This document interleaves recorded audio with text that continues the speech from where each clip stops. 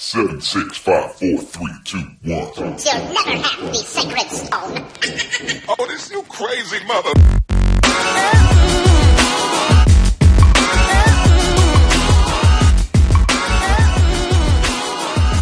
Welcome back to the Start Reset podcast, everybody. It has been a little bit too long, and I think we have our esteemed co-host here, Michael, to blame, but that's okay. He's not really to blame. What's going on, man?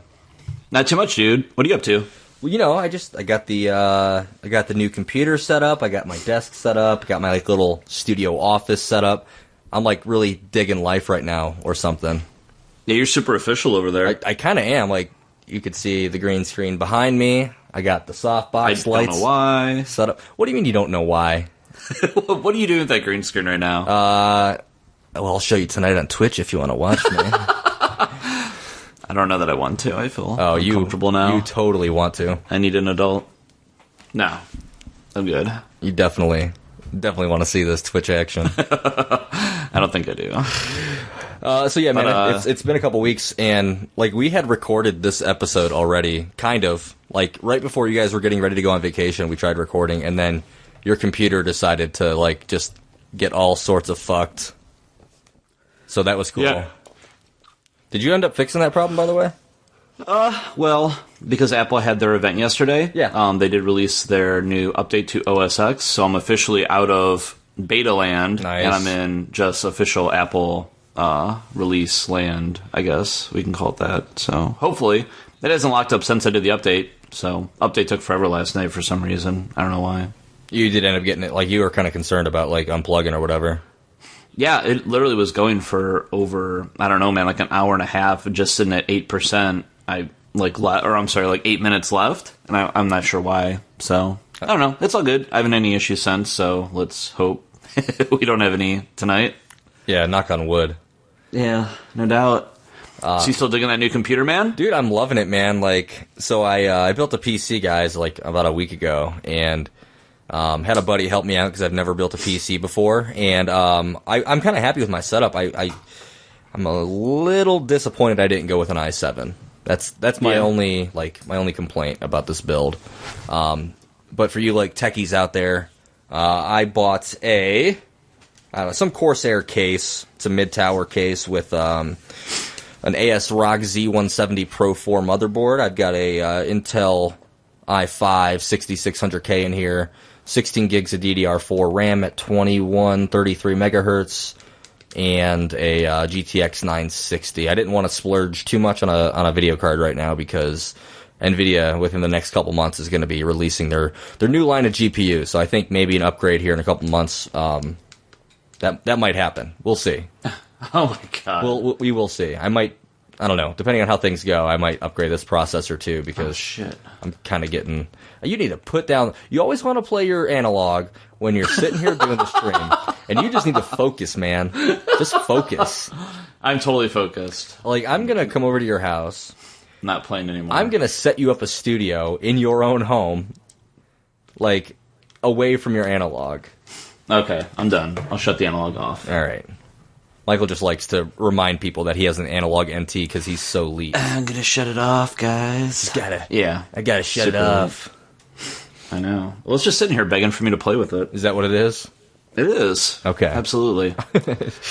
So speaking of things getting updated, we got a lot of cool things to talk about in this podcast today. I feel like you're trying to rush me. I'm not ready to leave this intro section. I'm I was giving a tease to future content that we'll be discussing. Disgusting?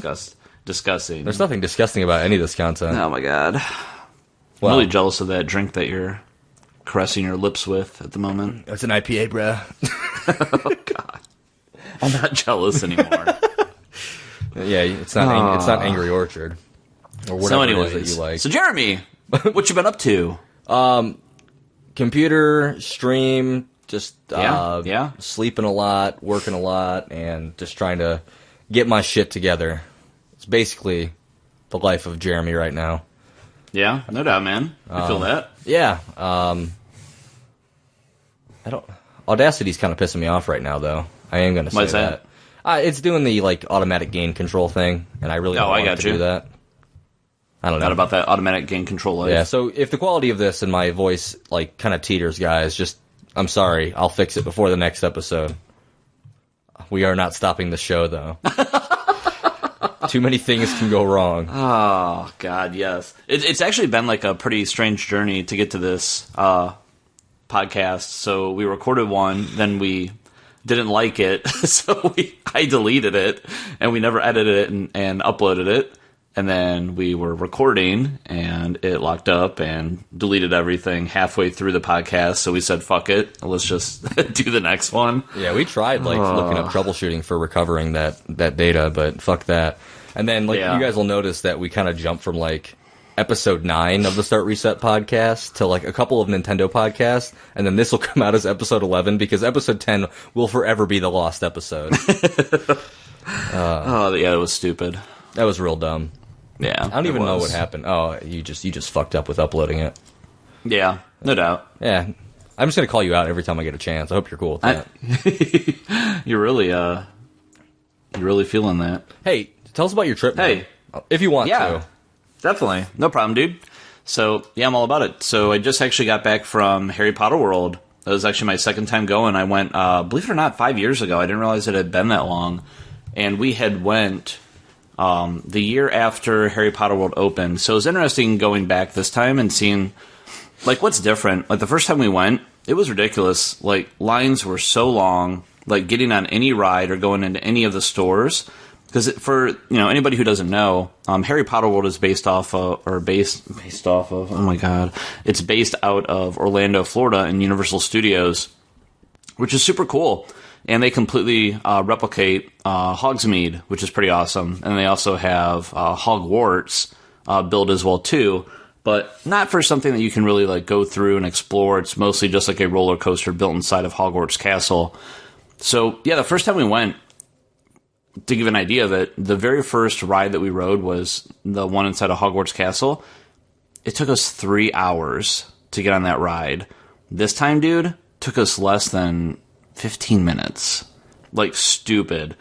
And it could have been, too, because they just opened Diagon Alley last year. So it may have, like, kind of balanced it out because they're two separate parks on two separate sides of Universal Studios. So it kind of splits up that traffic. I was waiting for you. I feel like you were waiting for me to say it. I was just looking at you, waiting for it.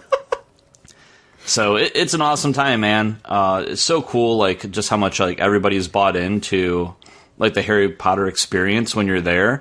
I mean, every single thing that they do and they say is all related to, like, maintaining, like, the experience of you're in the Harry Potter universe. So it was a good time, man. I really loved it. I'm super jealous, dude. Like, I am happy you brought home a gift for me. I appreciate that. It's sitting on my dresser right over there. That's what I like to hear. I'm gonna get like a shelf at some point, like, and put it on my shelf. It'll be front and center.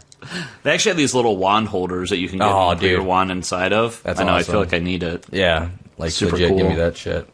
Yeah, no doubt. And then I watched your dogs while you were gone. Yeah, how did that go, man? How was dog sitting, by the way? Dog sitting was fine, man. Like, but your dogs like to shit all the time. Yeah, they're big on pooping, on bowel movements. They enjoy it. Yeah, all about the bowel. All about the bowel. But yeah, they're good dogs, man. Yeah, I kind of enjoyed staying in your house, man. It made my trip to work a little bit longer than I would like, and it just reminded me that, like, man, you used to make that trip like 5 days a week. Oh my god, dude, for like 4 years. Oh, no thank you. Longest drive ever, man. Yeah. But it's sad because I was actually getting to work on time, and now that I'm, like, back in my own house, you're late again? I'm late again. So, whatever. Oh, that's awesome. Yeah. It's cool. All right, so what do you say we hop into it, man? Because, like you said, we do have a lot of stuff to cover. We spent the first 10 minutes just bullshitting. Yeah, let's do it, man. I'm down. So we're going to kind of, like, we're going to try to hit as many of these things as we can. There's some stuff that's, like, old news, but we want to recap it just in case you guys haven't been up to date, but also because we haven't had a chance to give our opinion on some of this stuff yet. So I'm going to start right off the top here. So a couple weeks ago, Microsoft had some kind of event. What was this event? It was like, their spring showcase, I think it was, right? Yeah. Okay, yeah. I think it was Microsoft. I really can't remember, dude. I have no idea. Yeah, I think Microsoft hosts something called an Xbox Spring Showcase. So couple weeks ago, they had Phil Spencer was on stage, and he had announced that, hey, like, as developers, you have access to these tools that Microsoft's going to provide, and one of them is the Universal Windows Platform. So any device running Windows 10, and that includes Xbox One, and smartphones and tablets, will be able to use this unified platform to develop. So theoretically, you can develop an app on a PC, and you could theoretically port it to multiple devices that run in that Windows 10 ecosystem. So with that, Phil Spencer also said, you know, consoles from day one of a new generation are kind of locked to that hardware. Software is locked to that hardware for the entirety of that generation. And you really don't have much room to grow.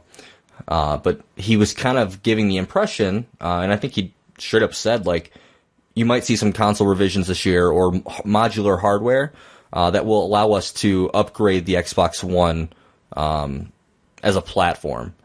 So we could see an Xbox One version, you know, 1.2 or whatever, 1.1, that is more powerful, theoretically, than the current Xbox One that we have in our homes now. So I guess with that, like, let's talk about that for a second. What are your thoughts on, I don't know, any of the things that I just brought up? Like, what do you think about this Universal Windows platform and upgrades to a console? I think it just like makes sense.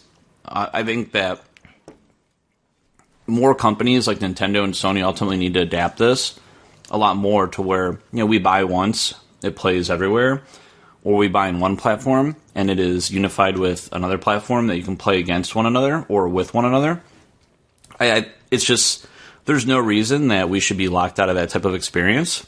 I think it's just natural progression of like where we need to go.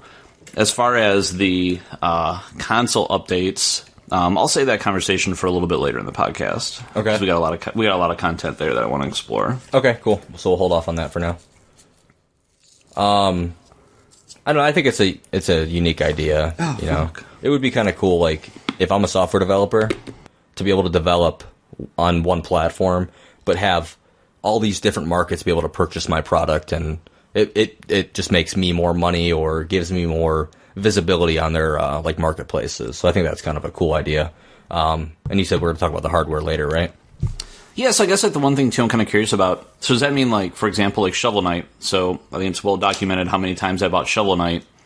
So is this kind of like a conversation of you would buy it once and you would own a license to it everywhere? So Microsoft hasn't like really stated that yet. I think that would be the logical idea there, because if you remember Quantum Break, you buy and pre-order and buy on Xbox One, you get a PC copy. So they could incorporate this on a base-by-base basis. I don't know what I'm trying to say there. On a case-by-case basis. That made no sense. Case-by-case basis. So, yeah, like if you bought Shovel Knight on your Xbox One, it shouldn't take much more resources for Yacht Club Games to port that over to the PC, to the Windows 10 marketplace, because Microsoft's got those tools there. So I think it just makes sense, because you could purchase that on one platform, have it on others. That should increase sales for developers too. So, and I think that's kind of why they're doing that with Quantum Break. Yeah, I don't know many. No, I don't. So that means it's not available on Steam then, right? Like it's on the Microsoft Windows Store? Not necessarily. Are they pulling like an EA Origin thing? Not necessarily. So let's look. Is it on Steam right now? Quantum Break will not be on Steam, but that's because it's being published by Microsoft. However, if you're Ubisoft or EA or any other big, large third-party publisher, you can choose to utilize the Windows 10, unified, universal, Windows platform. But you should theoretically be able to still build a version that runs by launching through Steam or through Uplay or through EA Origin, like whatever it might be. So I don't think Microsoft's going to make you sign a contract that says you can't sell it anywhere else. Gotcha. Okay, cool. All right, so move on. This is kind of getting real old news, but we've learned over the last few weeks that EA, Activision, Disney, and Bethesda, and I think one of those I may have been wrong about. You were wrong about Bethesda. Bethesda, okay. So EA, Activision, and Disney have pulled out of E3. So we were going to discuss kind of what that means for E3. I don't do you want to kind of just pull up a quick point? Is E3 dying? No, I think that they ultimately, it probably helps them save money, and it probably draws more attention to the main platform show, like the Sony presentation, the Microsoft and Nintendo. So it probably helps them amp up their shows. So I guess if anything, you probably see a little bit more of those main companies, those main three, kind of maybe going to these developers to get exclusive first access to show their games. So it's almost like that branding thing. So think about Star Wars Battlefront. When Star Wars Battlefront came out, Sony did such a good job of making you think it was a Sony property. All the advertisements, everything you saw, it was always Sony first and foremost. They really made you believe it was going to be an exclusive to the Sony platform. And I mean, I don't even remember the number anymore of how many copies that game sold on totality, but also on PS4 versus Xbox One. So I don't know. I guess I kind of see it from that perspective. And, maybe then those other companies like EA and Activision and Disney, them holding their own conference off to the side helps draw more attention to them as well. So here's my... Go ahead. Yeah, what do you think, man? What do you think? So I'm worried because, number one, for media outlets, your IGNs, your Polygons, your Kotakus, they're going to have to send reporters to each of these shows. Let's say EA and Activision both host a event at separate campuses on the same day. You are now spreading those media outlets a little bit thin, especially if it's also taking place during that week of E3. So I think coverage might be a little bit more limited when you've got these different events for these different companies and they're not all in one place. Now that being said, if they're still holding their press conferences and their press conferences are still relatively spaced out, then you'll have people there to cover it. I mean, there's going to be somebody covering it, whether it's media outlet A versus media outlet B. You'll find the information, and I think companies like EA and Activision, they know that, and I think that's why they're ultimately doing this.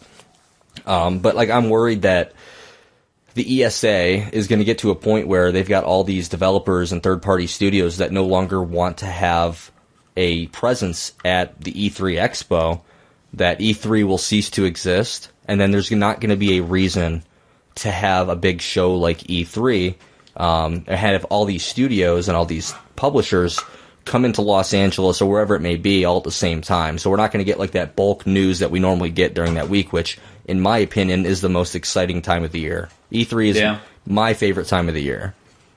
So I can honestly see these guys going a Nintendo Direct route here. Maybe sometime in June, a lot of these companies start talking about, just what their plans are for the rest of the year. So I don't know. It's disappointing, but being an EA or an Activision, I understand their thought process. It probably cost a ton of money to get floor space at E3. Why not just rent out a fucking Coliseum and do it yourself? Yeah, a lot of places they do it just across the street from where E3 is held. So you're probably right. All right, so this was 2 weeks ago. Lionhead got shut down. Lionhead Studios. And Fable Legends was canceled. How do you feel about this? At first I was who cares? Because Fable Legends, I'll be honest with you, absolutely fell off my radar. Yeah. And I think it's honestly, it fell off my radar because Lionhead and Microsoft have done such a poor job of keeping this game in the forefront of our mind, dude. They haven't talked about this game, I feel in forever.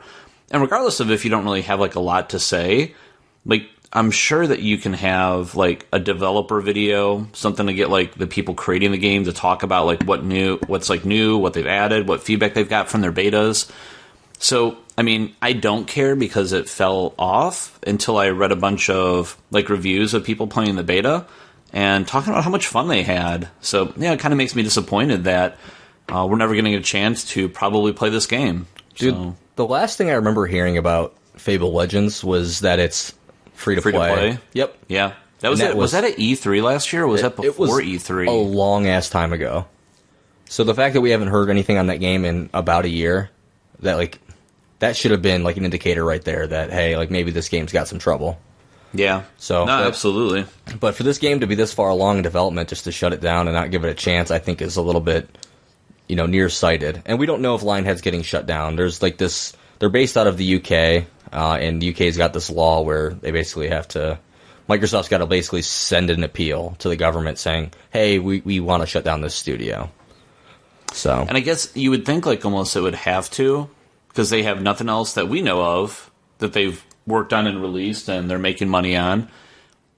And I'm sure this is what they put all their effort into over the past, 3 years. If not longer. Yeah, dude. And I'm sure, to some degree, this is, a type of, AAA title. So, there's probably a pretty healthy investment of money into a game like this. And, they're not going to, recoup any of that. Yeah. So, my question would be, I can't see Microsoft, because they own the license to Fable, I can't see them letting that franchise die, because it is beloved by a good number of people, at least Fable and Fable 2. Do you have any idea what internal Microsoft studio or whatever second party studio that you'd want to see develop that game? Would Rare make a good Fable game? No, I don't think so. I will say, though, I have a lot of optimism, and I'm really excited about that pirate game that they're doing, that MMO that they showed off at E3 last year. Though I'm going to be honest with you, I'm super worried that that's another game we heard about at E3. Do you remember which game I'm talking about? Exactly. And they haven't shown one single thing about this game. It was the game that ended their E3 conference, and it looked really cool. It looked beautiful. An MMO made by Rare set in this huge pirate open world universe. And we haven't heard one single thing about this game since they showed it at E3. So I don't know. I don't know that Rare would be a good fit for this. I don't really know what studio would. Yeah, I don't know which studio I would have develop a new Fable game. What's the Gears of War studio? Is that People Can Fly, or no? They changed after that. The Coalition. Yeah, they wouldn't be able to do a Halo or a Fable game. Now, I think, dude, whatever happened to 3-8 Studios? Did they get absorbed by any other companies, or did they just completely break apart and dissolve? Okay, I thought you were. Okay, yeah, no, dude, they just completely got dismantled. Okay, so yeah, I know a lot of times stuff like that happens. Another studio will kind of bring them aboard, or they'll kind of integrate them in. But I never really remember hearing anything about that. Yeah, no, they just they filed for bankruptcy. I'm sure those specific individual developers probably moved on to other studios, but no, that studio does not exist in any capacity any longer. Dude, speaking of studios that have closed, did you hear they just announced today that God, what is the name of that studio, dude? The one that makes MotorStorm and Drive Club? Yeah, I don't know. We should look this up before somebody sends us hate mail. Yeah, I'm actually pulling it up right now, dude. Whomever they are, that's how much I don't care, is that I didn't know this. But anyways, they closed. They just announced on Twitter today that they were closing their studio. Evolution Studios. Evolution, there you go, bro. Yeah, I was never a big fan of those games, but to be fair, I'm not a big racing game fan. Yeah, I've been playing a little bit of Burnout Paradise on my PC because I've owned that game for years and haven't been able to play it. That game's actually a lot of fun, man. Those Burnout games are a good time. But yeah, that's a franchise that just seemed to disappear too. Yeah, I think we'll see a new Burnout game soon. I think we're going to get an E3 announcement for a Burnout game because it has been a long time, and I think Microsoft needs to well, it's not necessarily just a Microsoft game, but I think Microsoft might step in and say, hey, there's no new Forza this year, but look what we have, an exclusive. Yeah, Microsoft needs to chill the fuck out with these Forza games, by the way. They do. They're fucking pulling Ubisoft with fucking oversaturating this shit every single year. That's what I think makes what is it, Polyphony, the studio that makes Gran Turismo, makes that a little bit special, is that when the game comes out, it's going to be huge. Man, you've been waiting for it. The anticipation is there. Dude, you get a new fucking Forza game every single year. It's okay, cool, another Forza. And it used to not be that way. Slow your roll, motherfuckers. It used to be, if you remember, in the Xbox 360 days. I know. We'd get a Forza game. 2 years later, we get a Project Gotham game, and then 2 years after that, we get a new Forza game. Dude, I love the Project Gotham racing games. PGR. Yeah, dude, PGR was my good, jam. Man. That studio closed too, I believe, and they got absorbed by another studio. It's really, I can't remember. It's really sad, man. Like, just if we like sit down and think about all the game studios that we kind of like grew up with and learned to love, just to see them all like just disappear and fall by the wayside, it is really sad. Yeah. Oh, no doubt, dude. A lot of people have been going hands-on. I'm just gonna like kind of just go with No Man's Sky. It got me super excited for it. I don't know if we covered it on this show, but they did release. They did give us a price. It is going to be a full $60 game, which I think Michael and I said that's what we kind of thought it would be, is a full $60 release. Are you more or less excited for this game? For which game, bro? For No Man's Sky. You know what? So I'm actually really excited. I'm a little concerned, but I mean, we have a lot of time between now and when the game launches for them to iron out like all the issues I've heard of. Tons of like frame rate issues, tons of pop-in.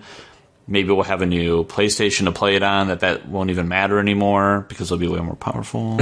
But we'll get to that in a moment. Yeah, we'll get to that a little bit here. So I don't know, the excitement's there, man. I'm really excited. I actually was looking at the Xbox Live games with gold spring sale. Yeah, I don't know if you saw that on Xbox Live, dude. Like, so many games on sale, and I'm like, oh man, God, what the fuck is that name of that game, dude? It's like that space sim. Oh, that's not the one you sent me today, is it? No, that's Hyperlight Drifter. So the fact that you don't even know what that game is and that I sent it to you lets me know that you didn't even bother looking at the link that I sent you to understand what kind of game it is. I've been busy all day, bro. That hurts. You haven't been busy doing anything. I have. Don't worry about it. Don't worry about it. Go on, though. Anyways. But I actually held off on buying this game because of No Man's Sky, because I don't want to oversaturate myself with space simulation games. But I'm really excited, dude. I still haven't put the money down to pre-order the game yet, because there's just so much other stuff that I still have to pre-order Uncharted 4. And man, I don't know. I am excited though, dude. But what about you? I know you've been really looking forward to this. Yeah, now it's the point, now that I've got the PC, I have to make my mind up on where I'm gonna buy it.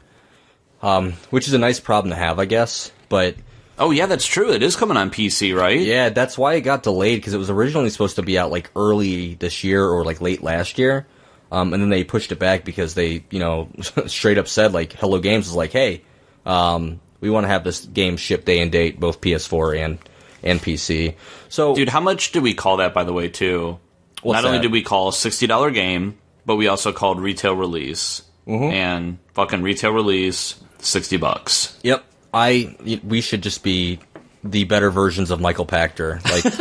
I was going to say that. Let me work for Wedbush Securities. I would do a much better job than this guy. I don't think we put him on the outline at all, but he has been spewing some shit about Nintendo recently. Has he? Actually, that's the one thing I will say. As sad as I am that Game Trailers is gone, he was always on there doing his Pachter show, Pack Attack, or whatever the fuck it was called. Yep, Pack Attack. And it makes me feel good that they're gone, because that lets me know that he will never be there again. he'll find a way. He'll deliver a Pachter Attack direct. He's such a fucking douche. I hate that guy. I think he does do his own YouTube show. Show now. He's such an idiot. I don't even know how he got involved in the games industry. It just doesn't make any sense to me. It really doesn't. But yeah. Anyways, hey, so with No Man's Sky, dude, have we heard any announcement of any PlayStation VR integration? I don't think we've heard anything yet, but I would guess. So, No Man's Sky comes out the week after E3. If they're going to incorporate any VR support at all, I think that would be a fantastic place to show it off. So who knows? Maybe we'll get a chance to not only play with some PlayStation VR, but maybe check out No Man's Sky here in just a couple short weeks. Dude, I'm so pumped. We say it every time we bring up PAX East, man. We just talk about how excited we are. And, I kind of feel bad because I know that not everybody can go, and I hope that I'm not pissing anybody off. You motherfuckers get to go to PAX, and I have to sit at home and sulk in my misery. But no, man, I'm excited. I want to check out some of these VR experiences because I've played with the Samsung Gear VR, and I wasn't blown away by it, dude. No, it's I don't know. It's grainy. It doesn't really. I don't know. It's not what I've heard VR described as. So I want to get some really good hands-on with some PlayStation VR and Oculus and the HTC Vive. Yeah, me too, man. I'm actually kind of, I don't know, it was like real life today, too, when I woke up this morning. I had an email in my mailbox that our PAX badges had shipped. So are they actually like badges? Like you have to like wear them like on a lanyard? And yes. stuff? That's awesome, dude. Super legit, dude. So excited. You know what would make it better is if they said media on them.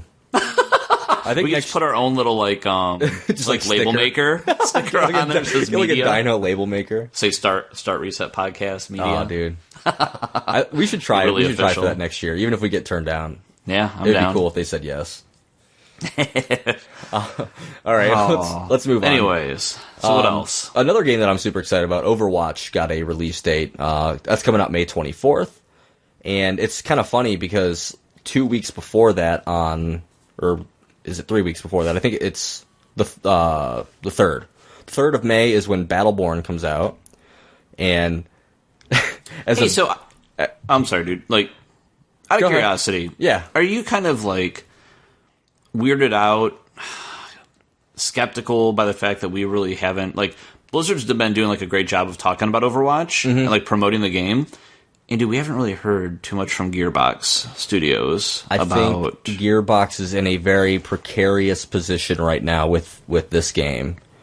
And it's already been delayed a couple times now. If they would have launched in February like they were supposed to, they'd be in a much better position than they're going to be in now. Because as a big fuck you to Gearbox, Blizzard's like, hey, you guys can go ahead and buy Battleborn on May 3rd if you want, but also if you want to play our beta, we're going to let you do that on May 3rd.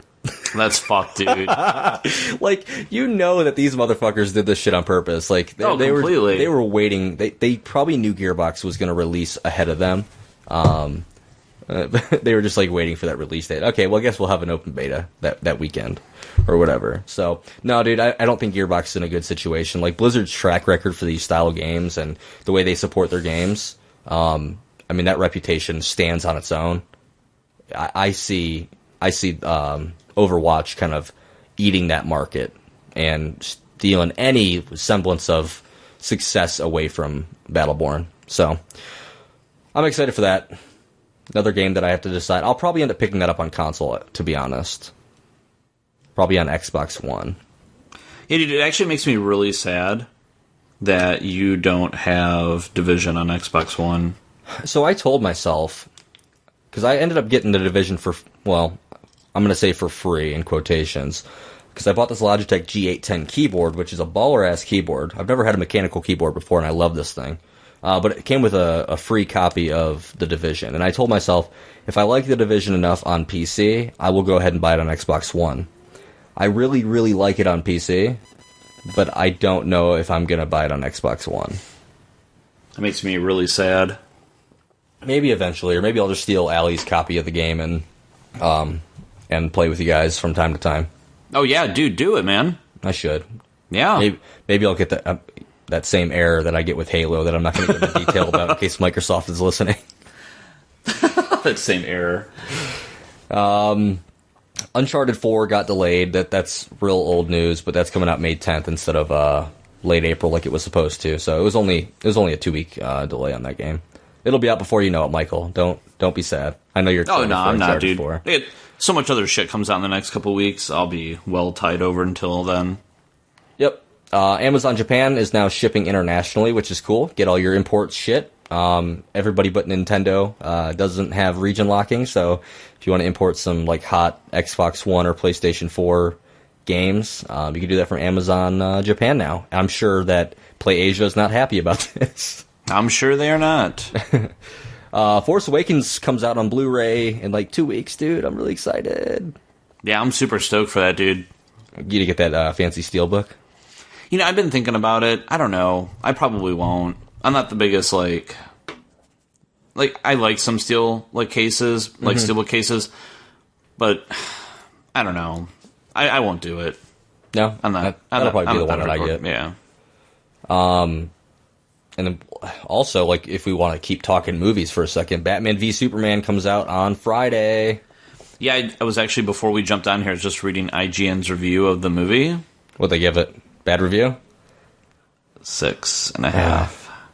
You know what? Said, that's okay. I know. I'm still excited, man. I'm still super pumped for it. I'm gonna tell you what they probably. I didn't read the review, but my guess is that they complained about the movie being too long and being dragged out. Would be my guess. I don't remember, but I'm not a big fan of IGN's reviews, anyways. Yeah, they used to be good back in the Matt Casamassina days. Yes, I can't let Matt Casamassina go. I miss him so much. Their complaints, if you're curious. I am curious. Let's hear them without spoilers. So they said Ben was awesome as Batman. They said the story themes are pretty cool, but they're not very fun. Said Doomsday sucks, and that Trinity lacks awe. Sorry, I might just mute it again. Whatever. So, I'm gonna see this movie. We're gonna see this movie, and it's gonna be awesome. And I'm excited. Yeah, dude. I'm super stoked for this, man. So if you had to choose one, dude, you can only go see Batman vs Superman or Civil War. Civil War. Which one do you see? Man, I can't believe you're making me choose because both of those look amazing. I knew. I knew you're gonna have a hard time making this decision. I guess I'm so invested now into like the Marvel Cinematic Universe that I would probably have to go with Civil War. Yeah, I would agree, dude. Plus, that Spider-Man thing at the end was just like, oh my god! Have you seen these? What? Have you seen these memes? No, dude, go on Vine and like.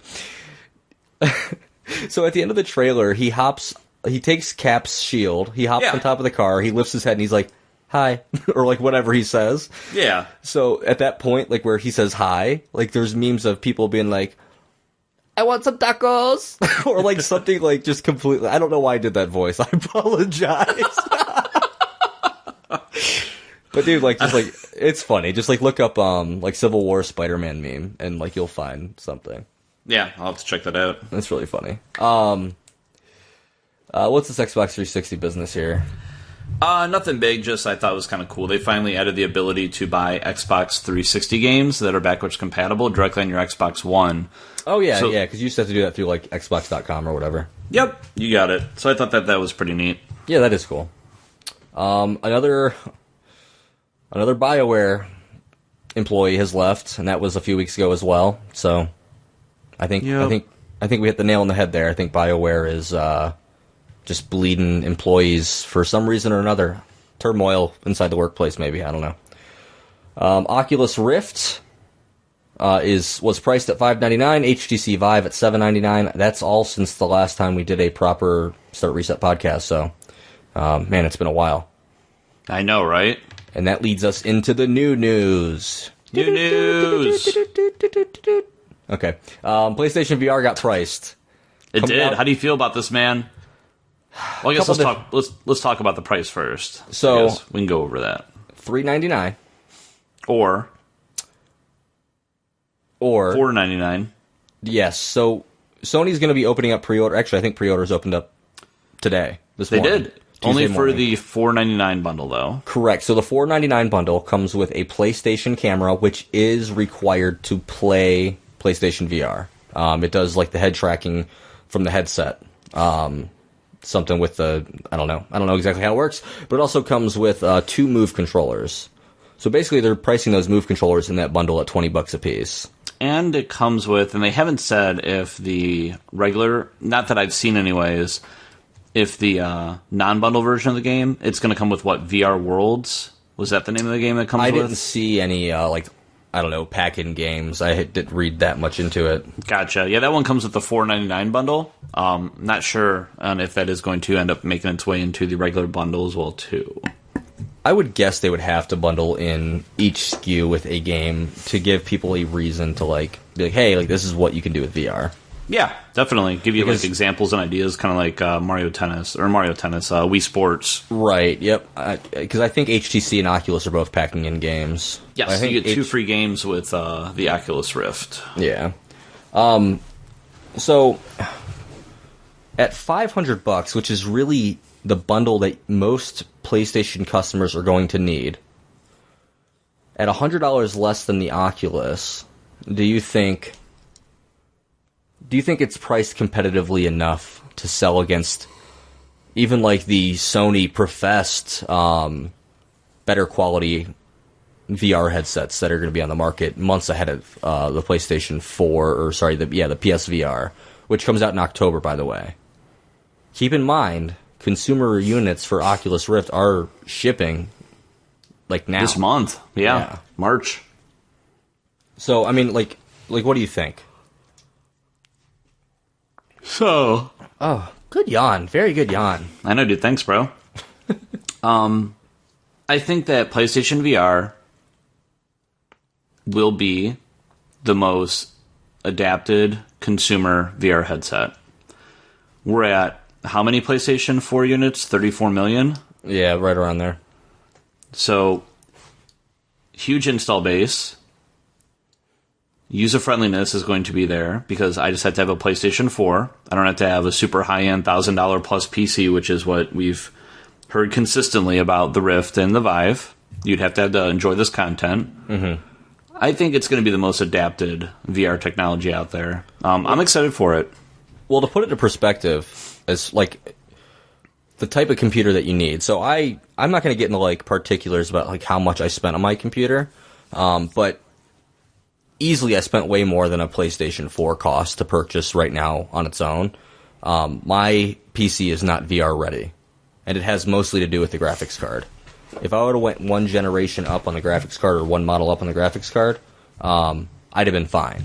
But I didn't want to drop like an extra $150. So, yeah, you're right. You have to drop about $1,000 roughly to get into an Oculus Rift or an HTC Vive, and that's just on the computer itself. Add $600 or $800 for the headset. So you could theoretically get into a PlayStation VR system for what, $350 for a PlayStation 4, and then extra $500, so $850 versus like $1,500 for a Oculus or whatever. So half the cost. Hey, so speaking of the price of, just a sidebar for a second, on the price of PlayStation 4, so $349. Yeah. Do you feel like Sony feels that they're in a position where they do not need to respond to Microsoft's price cut? Do you think they say, fuck it, we sold a ton of PS4s last year, people are going to buy it no matter what the price is? We don't need to reduce our price to compete with Microsoft at $299 like they have?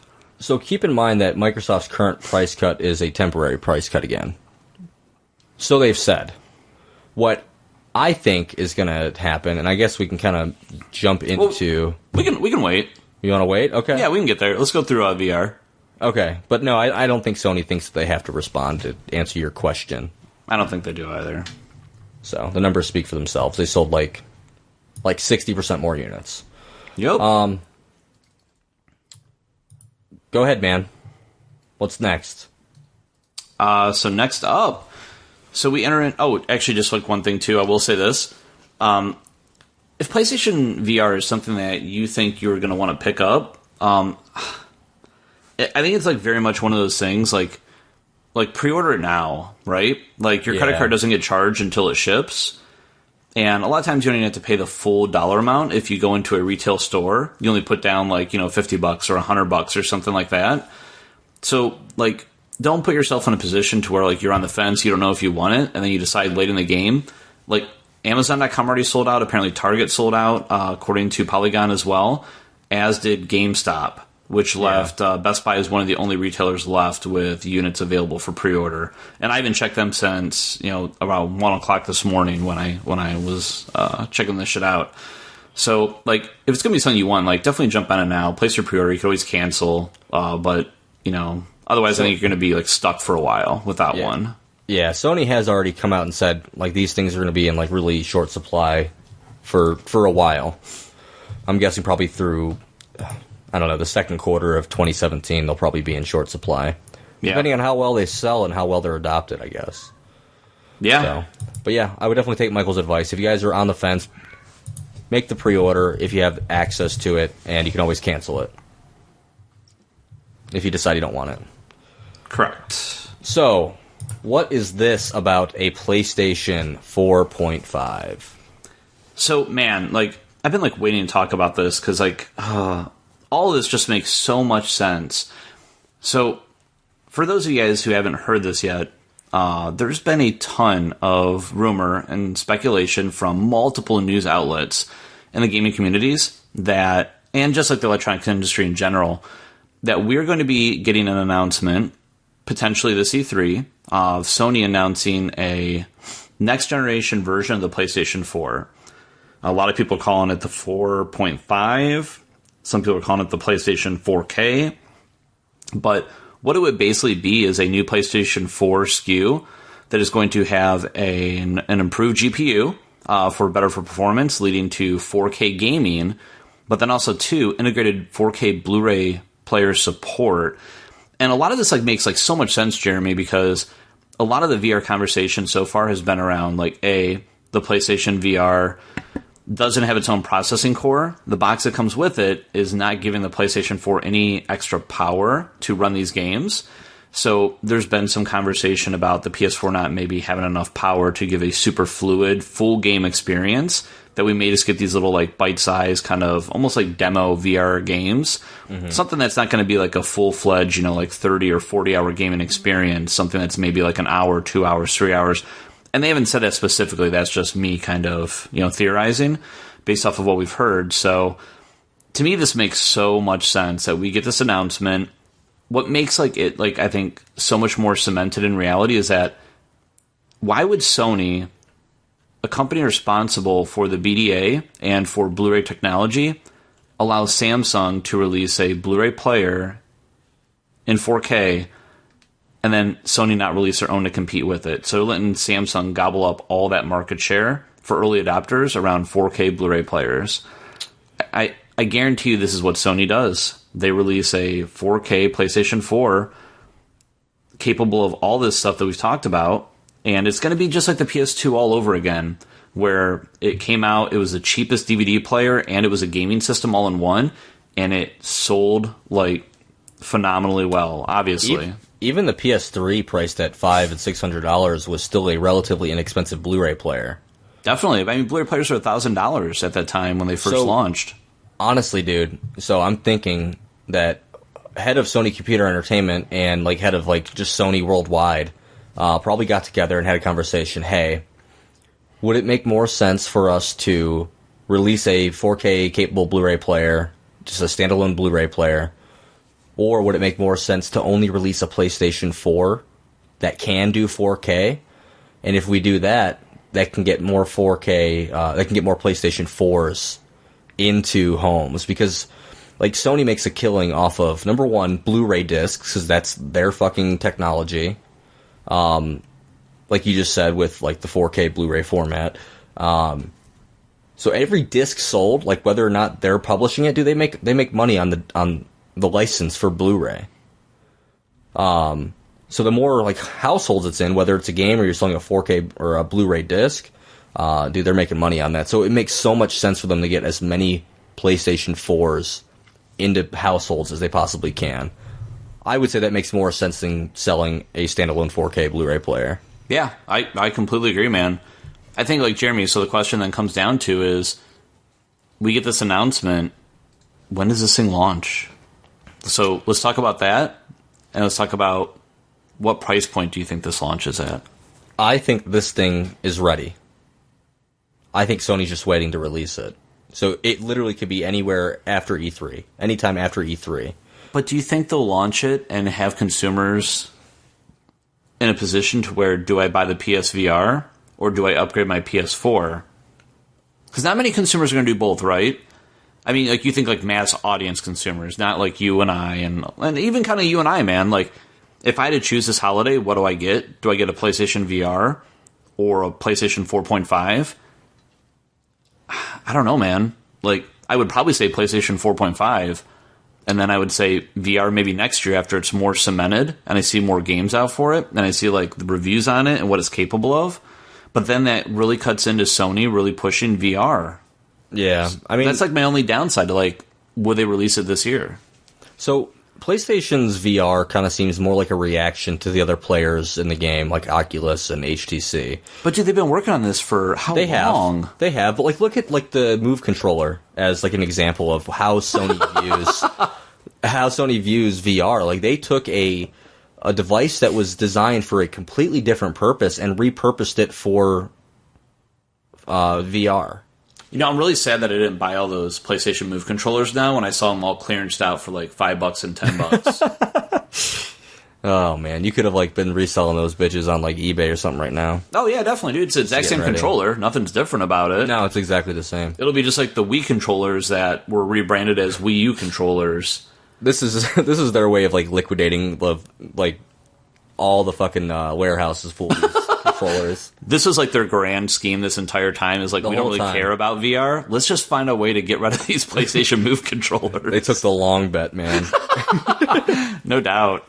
So, I don't know, man. Like, I would love for E3 to come and them say, hey, available right now. And I'd be like, whoa, what the fuck? It might be that way. I think it makes more sense to have it release alongside the PlayStation VR, though. And maybe they'll release a bundle. Do you think that they will, and we'll get into this in a second when we get to Microsoft, do you think they're going to play like a wait-and-see bet to see once what Microsoft announces with their potential upgrade? And then they react based off of that. Kind of like think about how they did at E3 when Microsoft announced the Xbox One, dude. And then they came out and said like, all over again. Yeah, we're gonna let you play anything you want. We're not gonna make you license your games and not be able to trade them in. And only a douchebag company would do that. Or do you think Microsoft just tries to wait them out longer so they see what they do, so then they could react? Yeah, I don't know, man. I guess it's like a gamble. I bet you're right. I bet this thing's like ready, right? I bet it's like ready right now, dude. If 4K Blu-ray players are already on the market and they are just making enhancements to the GPU and putting a 4K compliant HDMI port in the back of that thing, I think it's ready right now. Do you think that Sony is... So I guess like the sidestep for like 10 seconds. So, I mean, like, what really cemented this for me too, dude, when you think about it is... You know, we should really almost be on PlayStation 5 right now if you think about it, bro. Like, gaming consoles never should have lasted as long as they did last gen. And, I mean, we were at, like, what, 8 years, 9 years? Like, next year should be, like, PS5, technically. Yeah, because, let's see, 05 is when the Xbox 360 came out. 2010 should have been the Xbox One. 2000, we're actually, like, 2 years behind the second generation following the 360 and PS3, so... And there's, like, so much stuff that, like, happened. Like, I mean, we switched from N as a standard to AC as, like, that newest technology. 4K was just on the cusp of releasing when, like, these game systems came out. Like, 4K TV is, like, legit, like, released, like, 3 months later after the PlayStation 4 and Xbox One launched. So, I mean, like, it was such a I don't want to say mistake. I mean, because, like... But it kind of was. Like, we got all this, like, new technology launch at one time... And then we just have consoles that aren't really up to the task of what's necessary anymore. So, I don't know, man. Like, it makes total sense to me, dude. I think that if E3 comes and we don't get this announcement, then... I don't know. I think they're kind of stupid. But... Yeah. I'm going to say this holiday. Yeah, that's your prediction? 4K, yeah. So what do you think, man? Price-wise? $400. Or you think we're going to sit $400? You think so? Yeah, like, well, I don't know, because that would price it right at the cost of a Samsung 4K Blu-ray player. So, I don't know. I mean, do you think it costs that much for Samsung to manufacture that Blu-ray player? No. You know the markup. Text it to me in Skype chat. Yeah, I sure will. So that's like the difference, right? So, oh man. I don't know. I just sent it to you. Wow. That's crazy. Yeah. So yeah, I think they could release a PlayStation 4K for $400. Yeah, like, and think about, like, I think, like, what blows my mind the most about all this is, up until this point, we've heard Nintendo saying, well, not Nintendo saying, I take that back. We've heard all these, like, rumors and speculation of Nintendo NX as powerful, maybe a little bit more powerful than a PS4 and an Xbox One. And we keep hearing all this stuff from the Microsoft rumor camps of, hey, a new Xbox One that's going to be upgraded to the same specs as a PlayStation 4. So there's going to be, zero disparity between these games running at 1080p and 60 frames a second. And now we're hearing Sony say, like, hey, 4K gaming, like, upgraded GPU. So I feel like Sony's just going to shit all over Microsoft and Nintendo if what we've heard about Sony is true and what we've heard about Microsoft and Nintendo is true. So Do you think Sony's going to support 4K games? Because I was assuming that this is just going to be a way to get 4K Blu-ray players into homes, but also be able to play PlayStation 4 games. Like, that was kind of like what I was taking from this. Well, so that was the initial conversation, is that it was going to be a Sony PlayStation 4 with an upgraded 4K Blu-ray player. What's interesting about this is all the rumors that have come out have all come back to them talking about an upgraded GPU for 4K gaming. See, so it's like they're having two separate conversations there, not just that one. I would have assumed the GPU was to help power PlayStation VR. You have to remember that when you are outputting VR, you're outputting 2 video streams, one for each lens. Yep. So that's going to use additional bandwidth. So I don't know. It would be interesting if they did allow for 4K, because then, like, what happens with, like, games specifically designed for 4K? You can't play it on an old PlayStation 4? So or do you think they allow you to manipulate settings so that way it'll work on both? That was my conversation. So it's just a fucking PC Kayla. now. Exactly. Dude, Kayla and I were having that exact same conversation the other day at lunch of, so then what happens, dude? Like, you buy this 4K game and does it work on both platforms? Because technically, a 4K Blu-ray cannot be played inside of a standard BD like Blue Disc player. Right. That was like the whole conversation of, hey, we can't release a firmware update to allow you to use your old Blu-ray players with 4K media. Pioneer had developed like a 500 gigabyte Blu-ray disc, but it's not the same. That would work with all current Blu-ray players. They just required a firmware update to be able to read that level of media. But that's not the direction they went when they developed the Blu-rays that 4K players are using. So unless Sony, which is kind of weird, because there was so much conversation about PlayStation 3 being the only future upgradable 3D Blu-ray player on the market, that no other Blu-ray player would allow you to get a firmware upgrade that would make it 3D capable. It seems so weird to me then that Sony has been so hush about this conversation of would old PlayStation 4s or current PlayStation 4s be able to accept a Blu-ray disc that is mastered like a 4K Blu-ray disc. So I guess, like, to answer your question, that was a long way to say it. What do you do? Like, how do you release a game that's on a larger media for 4K gaming that's compatible with both systems, or do you release 2 separate games? Like, how do you think this all is going to play out? So I want to kind of compare this to the new 3DS. So the new 3DS, like, aside from 2 video games here in North America, every game plays on both systems. Now, you do get better performance on the new 3DS because it does have the additional horsepower. But for the most part, like, you've got the same games. You know, you're not getting an increased resolution out of the new 3DS.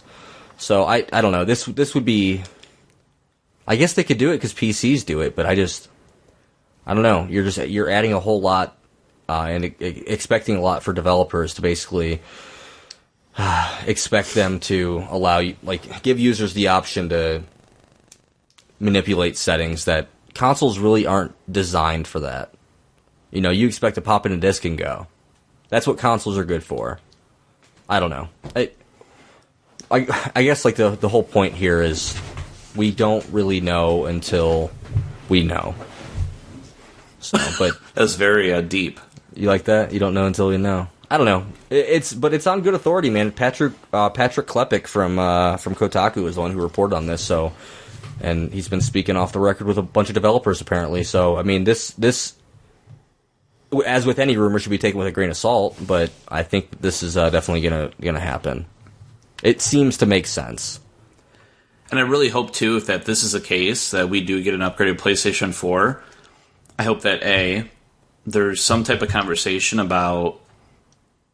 I guess it's probably a minority more so than a majority, but I hope there's some type of conversation from Sony about how do you get your content from your old system to your new system. So, like, as an example, and I know this just from like myself and like upgrading my PS4 hard drive with the PlayStation 3, they actually allow you to copy your information off your hard drive and instantly use it as your backup when you install the new software on your PS3 with a new hard drive. They did not let you do that with the PS4. When you put a PS4 hard drive in from your old hard drive, like, yes, you can transfer over your save data by, like, copying it to an external source, either PlayStation Plus or, like, a flash drive. but you had to go back and like reinstall everything all over again, which isn't in itself, it's not a huge deal. But I guess like my bigger hope is that they add support for solid state drives to actually be read off of a solid state drive. That's why, like, to your complaint about like saying that I wasted money buying that solid state drive, and yes, it's true, and there are some incremental upgrades that do like make it a little bit worthwhile. Like, they do need to ultimately change that configuration to be able to understand and read a solid state drive to its full capacity. And I hope that they do that, and I hope that Microsoft learns their lesson. Not that I think it's like a bad lesson, but I hope that they give you an ability to easily upgrade that hard drive as well too, to a more powerful, faster hard drive. Because I don't want to just upgrade my hard drive, I want a much faster hard drive. And I know that goes into the realm of like PC gaming, and why don't you just PC game then? But how much fun did you have with The Division for your first week playing it? Awful, man. Yeah. How many times did you have to wipe your hard drive and reinstall your OS? I have installed Windows, I think, 4 times now. Yeah, and I don't want to do that anymore. Like, I'm past that point of like gaming where I don't want to delve that much into it, but I do want some of the perks and benefits of making my own hardware like faster and more powerful, I guess, if Microsoft and Sony will allow it, based off of easy upgrades. Yeah, so to kind of like, I'm gonna hit this one point and then we're gonna move on. I think it would make a whole lot of sense for the PlayStation 4.5 or 4K, whatever you want to call it, to have, like, for you have an SSD currently in your PlayStation 4, for them to like really utilize the strength of an SSD, and if it has it, like 4K content is so dense that I think it would really benefit from those faster write speeds. And I'm not just talking about like off a disc. Like, if you were to download like a 4K movie, to have those faster read and write speeds and have the OS like react faster because the operating system is installed on an SSD, I think you would see some major gains there. Why are you shaking your head? What did you just learn? Oh my god. So, well, I guess just to wrap up, so you feel good about that conversation? Yeah, yep. All right. Yeah, let's move on. We stuck on it too long. So, just one thing to complain about. So, I've been like very vocal, and you and I have had this conversation many times about Square Enix and how they have an event in how many days now? A few. 8 days. Yeah, I was going to say. 8 days, they're having an announcement of when Final Fantasy 15 is launching for the PlayStation 4 and Xbox One. And our conversation has been, don't announce the game on March 30th of when it's coming out if it's not going to come out until this fall or this holiday. Because what's the point of that? Why not just use the stage of E3 to do that? Release it this summer. That makes more sense. So, Square just announced a few moments ago that Star Ocean 5 is launching this summer, which means that there's no way they're launching Final Fantasy 15 this summer, which means that the rumors that have come out so far last week are more than likely true, that Final Fantasy 15 is going to be launching this end of September, October. The game's done. Like, why have a press event 6 months ahead of time to announce a release date? Well, but it's a Square Enix event, isn't it? It's not just a Final Fantasy event. This one? No, it's just... So they do these YouTube videos where they have, like, a live stream. It's just around Final Fantasy. Okay. So it is a Final Fantasy event on March 30th. Okay. Well, that's dumb. Well, we won't know until we know, man. We know, trust me. We know. Okay. Well, they're not launching it. Long-term bet. Long-term bet. It's relatively short-term, to be honest. Yeah, I guess that's true. All right, Michael. So, Phil Spencer from Microsoft had said some interesting comments about penises. Just kidding. Not about Interesting. penises. Right. About multi-platform support for online multiplayer. So Rocket League is going to utilize this, where you're going to be able to play. Xbox One users will be able to play with Rocket League users on PC. So PlayStation 4 has been doing this for a while. So number one, what do you think about this? And number two, do you think we will actually see... What are you doing? Do you think we'll actually see PlayStation 4 and Xbox One cross-platform online support? I'm so excited about this. Why? Cause, dude, like, think about, like, how many of my friends got, like, splintered, like, that were playing on PS4 for Destiny, that I'm playing on Xbox One for Destiny. But it's like, all my friends, dude, like, Landon and Colton, like, all these dudes, like, I would love to play Destiny with. And this opens up to that potential possibility. Like, I understand there's probably going to be limitations because we have exclusive content on one platform, we don't have it on the other, so how do you balance that out? And, like, you maybe can't play at the same time type I know thing. how to Same with balance Call it of out. Duty. What, how? Release it all at the same time? Yeah, don't fucking do these exclusive like map packs hey, like a month in advance. So think about it, dude. Maybe this ends that, right? Yeah. But how does this benefit both companies? And I think that's kind of like the end game, right? Is I think that they don't care. I think Microsoft comes out and says it, and it's such a fucking brilliant move, dude, because them coming out and saying, hey, we want everybody to be able to play together on every platform with every game. Makes them look it makes good, fucking yeah. Sony look like an asshole if they don't come out and do the exact same thing, dude. They just basically called Sony's fucking bluff on doing this. So yeah, it makes Sony look like a fucking tyrant, dude, if they don't come out and support it. I think I like how Sony, by the way, not to cut you off, dude, they come back out and say, hey, you know what? We think it's cool, but it's not up to us. It's up to the developers. So they Yeah, just they're fucking just shove it off onto somebody else. Regardless of it, it probably is a little bit of those developers to open up the code to, like, work their... But, I mean, like, who's hosting the game anyways? Is it the developer? Or is it, you know, like, Microsoft and Sony? It's Amazon. It's Amazon. It's got to be, you know, the actual, like, developer and publisher of the game that's hosting it. Like, Yeah, unless so it's like it a really is peer-to-peer up to type them. thing. Yeah, it is up to them. But, man, I think this would be so legit, dude, if they do this. I'd be super pumped, man. I hope it's not a conversation that just kind of goes away now. Like, we had it, it's out there, and then just kind of, like, disappears. I mean, like, I get it. Like, Rocket League is going to be the first game to support that. And that's cool, man. Like, let's get a real game, though, that people care about and want to dude, play. Rocket League is awesome. I know, I'm just fucking with you. I just had to say that because Kayla makes me hate that game. Why? I don't know, dude. She just makes fun of me for anytime I say that it looks cool. Dude, you'll have to, like, I don't know, come over at some point, or you know what? You have access to my Xbox account at your house. Just play it. Penis, penis, penis. All right, that's what's up. Yeah, I don't plan on getting on my Xbox like tomorrow or anything, so you should give it a shot. Okay, I'm down. Yeah, I think that would be cool. I don't know that it's going to really benefit Microsoft though by opening it up. I don't think it was about benefiting them, dude. I think it kind of was. I think then it shows that, like, they want to ultimately just kind of like the conversation around whatchamacallit, like mods and shit for, like, Fallout. I think it, like, lets gamers know that they are very gamer centric. And, like, what's his name, dude? Phil Spencer. Phil Spencer. He's doing, like, a super fucking good job of, like, letting people know and, like, continuing to rebrand, like, Xbox as a gaming system. We care about gaming. We don't care about the NFL, you know, ticket, like, stupid shit they used to do with, like, Xbox Live and all that stuff anymore. Like, it's probably there for people who care about it, but, like, they don't make it the forefront of the conversation. Yeah. So I think he's, like, this is another step for him in, like, continuing that direction of, you know, Xbox is for gamers. So Yep. Phil Spencer's an awesome dude. he really is, dude. I really like him. Me too. I hope he sticks around, bro. I think he will. Yeah. Did you see his open letter to employees at Microsoft about the events at GDC? Oh, the fucking schoolgirls, Yes. dude. Yeah, I saw it. Well, like, so here's the thing: booth babes used to be like a huge like thing at like press conferences, like in the late '90s, early 2000s, and like up until about 5 years ago. Wait until you go to PAX. Yeah, I know. It's no different, dude. But like, and not to like, I don't know, sell anybody short. Like, I know times have changed and people are more cognizant of like feminist like movement rights and shit like that. Not at all.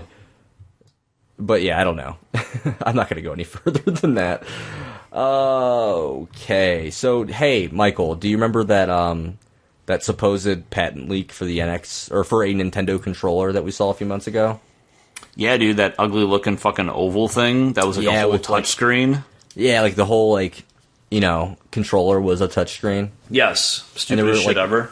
And there were no buttons on it. Yes, and there were a couple analog sticks. Yes. Yeah, well, a photo has surfaced of this actual unit potentially. No, dude, this can't be real. This cannot be fucking real. So let me describe this real quick for our listeners.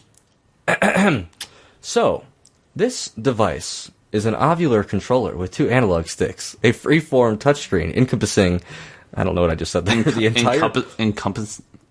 Encompassing I like, wrote this, and I don't even know how to pronounce that word. The entire shape of the controller. The controller does not appear to have any physical buttons. Penis. Oh my I don't know why you god. wrote that there. So yeah, I don't know. I'll post an article to the website start-reset.com. You could look at it there. But yeah, like I don't know, man. So reports are saying that this image looks consistent, meaning that it doesn't look like it's been like photoshopped or anything, which could mean that it's real, but it should still be taken with a giant grain of salt. But this thing is ugly as fuck, dude. If this thing ends up being the NX controller, I might just say bye-bye to Nintendo. Because they're not, like, getting it. They don't know what we want. I don't know. I need you to speak up. Alright, enough said. Let's move on. It's not real, right? Like, just, I need you to, like, make me feel better about this. Dude, it can't be. It can't be. This thing can't be real. Like, go fucking Google. I don't care what you're doing right now. Go Google this video or this picture. Look at this thing, dude. Nintendo controller. It's like holding a big fucking dildo in your hands. Like, that's what I'm, like, if Nintendo releases this thing, I would rather hold a fucking dildo in my hands. Like, oh my god. It's so fucking stupid, dude. Like, and this just comes back to Nintendo, dude. Fucking say something. Fucking say something. Yeah. I hate Nintendo. I'm just kidding. Nintendo. Yeah, no. We are kidding. But I don't know. We'll see what happens. E3's coming up, but I think they need to get... Oh my god, dude, I'm gonna fucking harass the shit out of any Nintendo representative at PAX. Well, do you remember a few months ago, I think it was back in... like January, when we started back up doing the show again, and I said, I think Nintendo needs to come out about NX in February, March at the latest. Yes. It's almost the end of March. Yep, we're not going to hear anything, dude. We're not going to hear anything until Nintendo does a Nintendo Direct at E3. And even then, I expect the information to not be super fucking good. So, you know what this controller does, though? It kind of, like... quells my interest. Like, I've been getting super hyped about, like, what like, rumors are saying that the NX is gonna be. So seeing this thing, like, man, this thing is fucking hot trash. Like, if this is it, I'm not excited. So, like, my, like, excitement level has toned down to such a point that if Nintendo comes back, like, 2 months from now, I could get, like, super excited again. Like, they have, like, shunted my expectations in a way. Yeah. This image has. And maybe that's the point. Maybe Nintendo released this on their own saying, hey, doesn't this thing look like hot trash? We should put this out there so people's expectations get lowered. So what you're basically saying is that, like, Nintendo's like an abusive boyfriend who just talks shit to us all day long to make us feel bad about ourselves. And then at the end of the day says, hey, baby. Abusive boyfriends are not a thing to joke about. All right.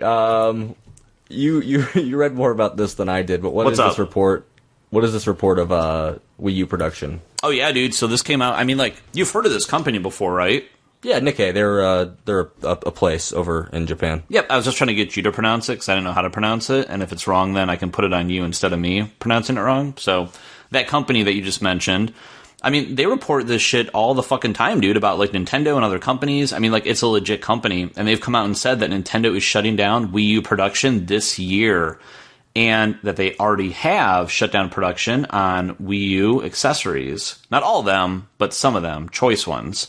Probably ones that people aren't even buying or using anything for anyways. Like nunchucks? Yeah, like nunchucks. So, man, like, what do you think, man? Like, I mean, it makes sense, right? If like, yeah, so I kind of said something to you earlier, like, through text message. And I said, if you look at, like, the PlayStation 2, as an example, when the PlayStation 3 launched, Sony was still manufacturing PS2 units. And normally that is the case. Like, they manufacture, like, a year into the next console's life cycle. And if they're shutting this down, production down before the NX even releases, I think that is I feel like that is very indicative that NX will almost definitely be out this year. So, I agree, man. It has to, right? I mean, it makes sense. Right? So here's what's going to happen. I'm going to give you a list of events that's going to happen. Give me a list of events. Here it is. All right. NX comes out, like, we'll say November. NX comes out in November. We get a price cut in September for the Wii U. They're gonna slash it to like $250. They're gonna liquidate the shit out of those things because in reality they need to get rid of them, but in actuality they don't want to. They don't want people to have a Wii U because they want people to get into the NX. So that's kind of like my thought there. So hardware cut on Wii U September. NX comes out in November. Damn, Daniel. That's crazy, dude. Like, it's gonna happen. It's gonna happen. I was talking to somebody else the other day, dude, and they're like, Nintendo NX is not coming out this year. There's no way. It has to come out this year. It'll be out this year. It has to. They're not going to launch it into the 4th year of the competitor's life cycle. There's no way. No, but dude, like, it's so mind-blowing how fucked Nintendo's going to be this holiday season if all this stuff fucking pans out. Dude, if a new Xbox One launches, a new PS4 launches, fucking PlayStation VR launches, dude, fucking Sony could come out and relaunch a PlayStation Vita, and it would probably sell more than whatever Nintendo launches this holiday season. They're going to be that fucked. Like, no, so I wanted to bring this up on the Nintendo podcast, the last time we did one, and I completely forgot. I mean, I will choose Nintendo. Oh, absolutely. I will buy it above all this other stuff. Yeah, that's a given for you and I. But for like the general like mass consensus, Correct. I think you're right. I think the general consumer would rather have a new experience like a PlayStation VR versus a new console from Nintendo, depending on who you are, right? However, if the rumor of Nintendo releasing an NX, it is a handheld that wirelessly connects to your TV with like an HDMI dongle, that console reaches the handheld market and the console market all in the same swoop, and I think that gives it selling power, which is why I think it's going to sell better than like a PlayStation VR or an Oculus Rift or any other new device, even a PlayStation 4.5. So that's just my thought. I don't know how you feel about that, but that's kind of like where my head is. You're hitting handheld market and console market all in one shot. Potentially. I mean, we don't know yet. Yeah. Which is why Nintendo needs to come out and start hyping us again. Yep. Like, I think that's a problem, too, is we're getting all this hype and rumor and announcement and speculation from Sony and Microsoft. We're not getting fucking dick from Nintendo. It just makes it even, like, that much worse. Like, I can't remember what I was reading the other day, but, like, fucking saying nothing at all is worse than saying something. Like, we've just talked about it too much. I don't even care anymore. Like, we've drained this conversation about them not saying stuff. Well, here, I'm going to put like one more thing into perspective. We've known about PlayStation VR for almost 2 years. Morpheus? And it's coming out, and it's coming out in October. So, how does Nintendo expect to get messaging out before this thing comes out if they haven't began their messaging yet? Yeah, that's the problem is they need to get that message to the people that matter, which is the gaming industry, that can then get it to their consumers. And maybe they already have. Maybe there's an NDA that they're not allowed to say anything yet about, and we're just going to get a flood of information and anything and everything you could ever imagine around E3. And maybe we don't. Maybe Nintendo hasn't said anything about it. So, when's Miitomo coming out, by the way? So it's out in Japan, right? So, yeah. Like, I guess there's ways you can backwards download it onto iOS and Android, like right now, but I don't know. I thought March. Yeah, I kept checking the App Store and I haven't seen it yet. So yeah, I don't know. I don't understand, dude. Maybe Friday. Yeah. Maybe it'll come out Friday. Does iOS and Android have specific release days for big content, or do they just kind of release whenever? I think it's just like whenever the developer pushes it out. So it could be a Friday release for Nintendo. Hey, so speaking of iOS and speaking of Android, what did you think of Apple's event yesterday? Did you watch anything? No, I did see that they're releasing an iPad Pro proper size iPad. Yeah, 9.7 inch. Yeah, I think I'm more interested in the bigger one, to be honest, though. Really? Yeah. So what's the cost on that? Is it just like $500? So it's kind of neat. I guess I understand it. It's actually kind of cool. So technically, this is going to be, as Apple always does, they always give you like the better technology for the same price. So they've been continuing their trend of eliminating lower-end solutions of memory and kind of hooking you up in a way. So this one is going to launch at $599 instead of the traditional $499 for an iPad. However, it's launching at 32 gigs instead of 16. So 32 is the entry-level option at this point. So you're getting all the new technology, 32 gigs for $100 more. You normally be paying $599 anyways for a 32 gig iPad. Yes, you would. No, yes, 64 gig now. No. iPad Air 2. I'm not talking iPad Air 2, motherfucker. I'm talking back in the day iPads. All right, whatever. You're right. Go ahead. Okay. No, that is cool. You gonna get an iPhone 5 SE? Absolutely not. I totally am, dude. Have you seen the size of my phone? Yes, it's massive. Yeah. Massive. I think that price is good. Like, you can get into an iPhone for $400 on contract now. That's awesome. I like that. And it's all the same technology of your phone. Yeah. Yep. That's the coolest thing about it. So it's actually better than my phone. It's got 6S internals in it. I've got a 6 Plus. Oh, that's right. Yeah. Yeah. I'm actually pumped, man. Like, I held onto my 5S forever because I love that smaller screen. I could one hand everything. Like, I'll give you something to one hand. Oh, trust me, it's like one pinky. I will absolutely get this phone. I'm actually pretty pumped about it. Okay. So, are you gonna buy it off contract? No, I'll get it at my upgrade is in June. So, I think it's, I don't know, whatever. Yeah, it actually launches on my birthday too. I was pretty excited about that. Oh, cute! Aww, super cute. Yeah, it's coming up soon here, man. I'm actually kind of disappointed that we didn't hear any new Apple announcements of laptops. I guess they're saying that we're not going to get that announcement until June. When they do their normally when they do their Mac refresh. Yeah. Actually, dude, last year they did their Mac refresh in March. Oh, was it? Yeah. Yeah. Well, last year was a weird year then because I thought it was normally in June. I will tell you, I'm actually going to be really pissed though if this is the direction they go. So I was in Florida, for Harry Potter World, visiting my parents, and I had my laptop sitting up on my mom's dresser. Mm-hmm. I turned around to grab my phone because it was ringing. As I grabbed my phone, my foot got tangled in my laptop power cord, dragged my power cord, which, because it's MagSafe 2, it just snaps right off.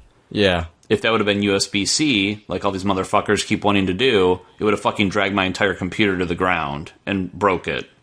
So, all these rumors of what's going to happen with Apple's MacBook Pro Retina display refresh is going to be that it's going thinner.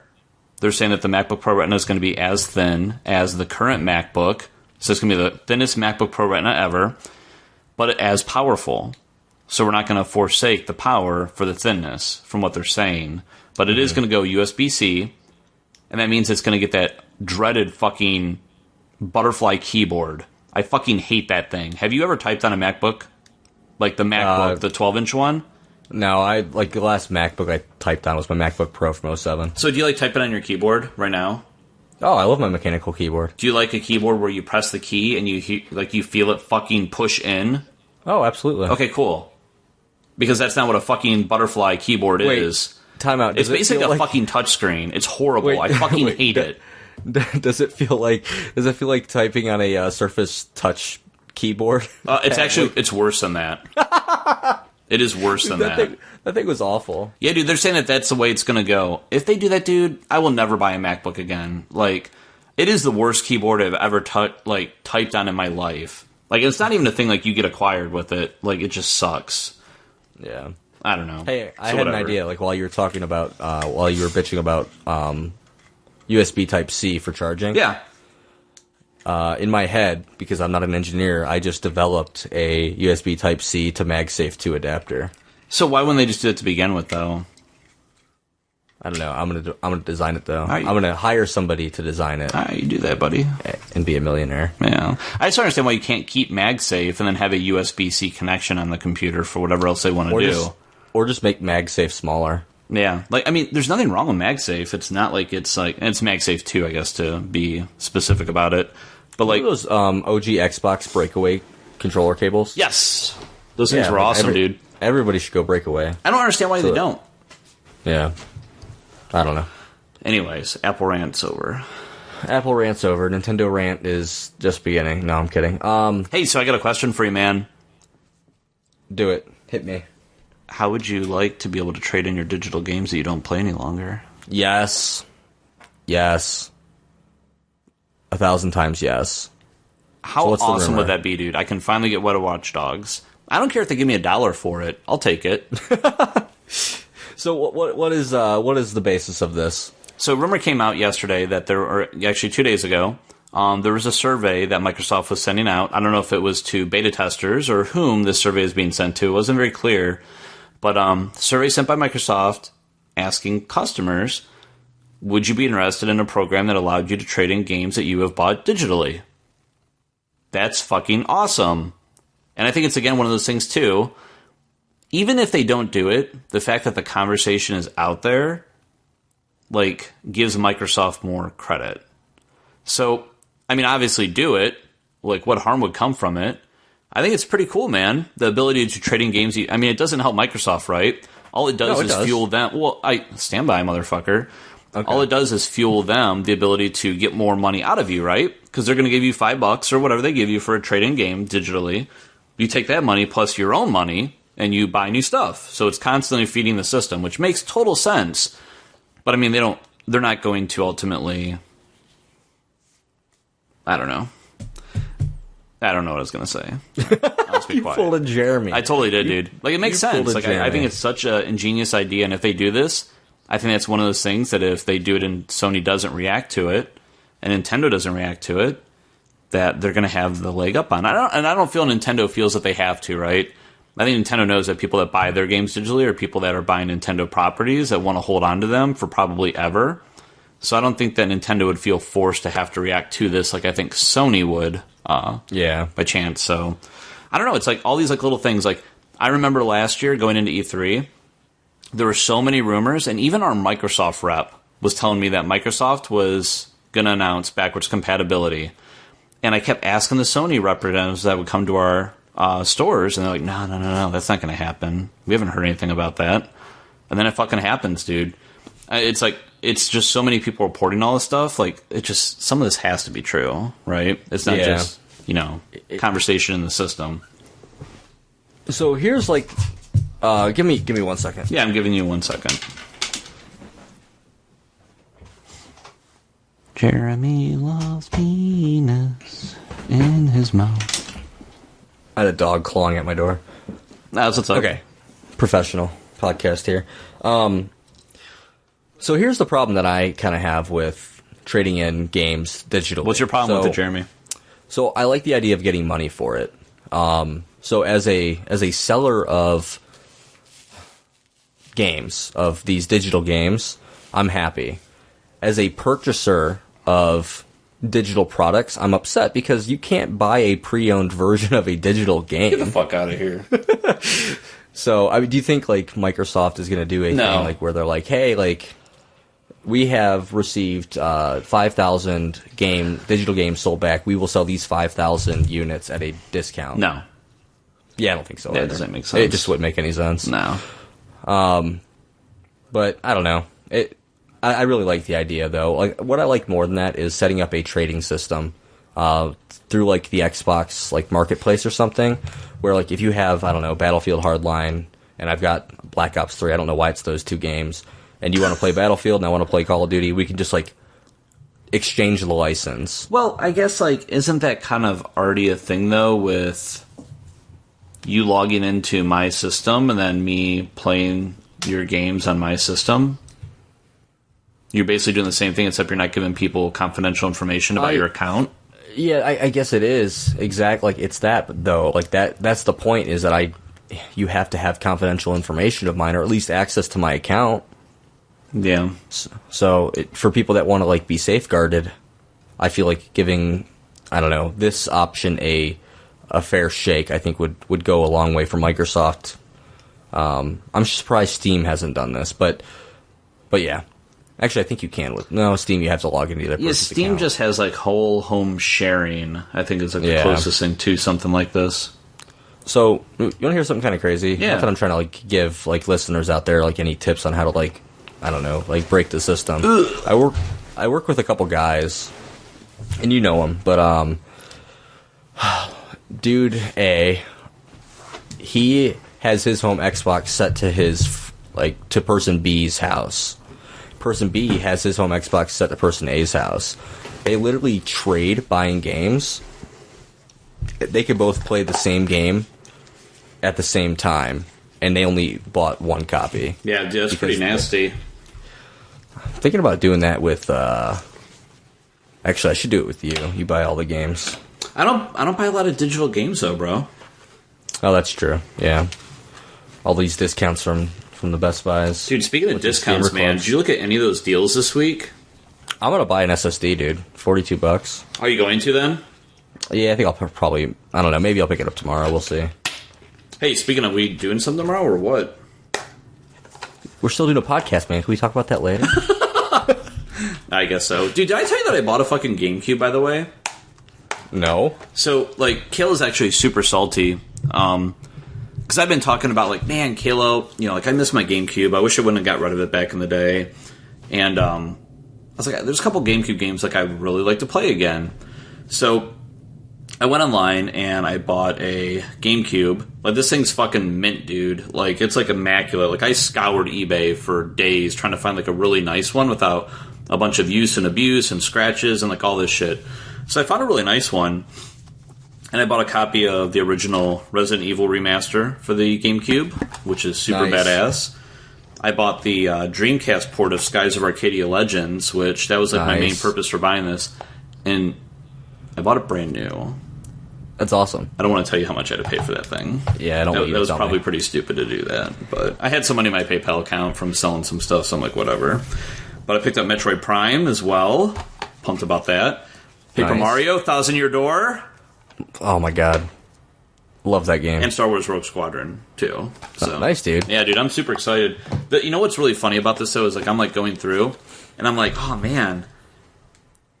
They have Mario Party 4, 5, 6, and 7 for this, so there's more Mario Party games I could play. Nice. Yeah, we gotta have, like, another Mario Party stream night. But I don't have 4 friends to come over and all play together at the same time. Yeah, we'll do it.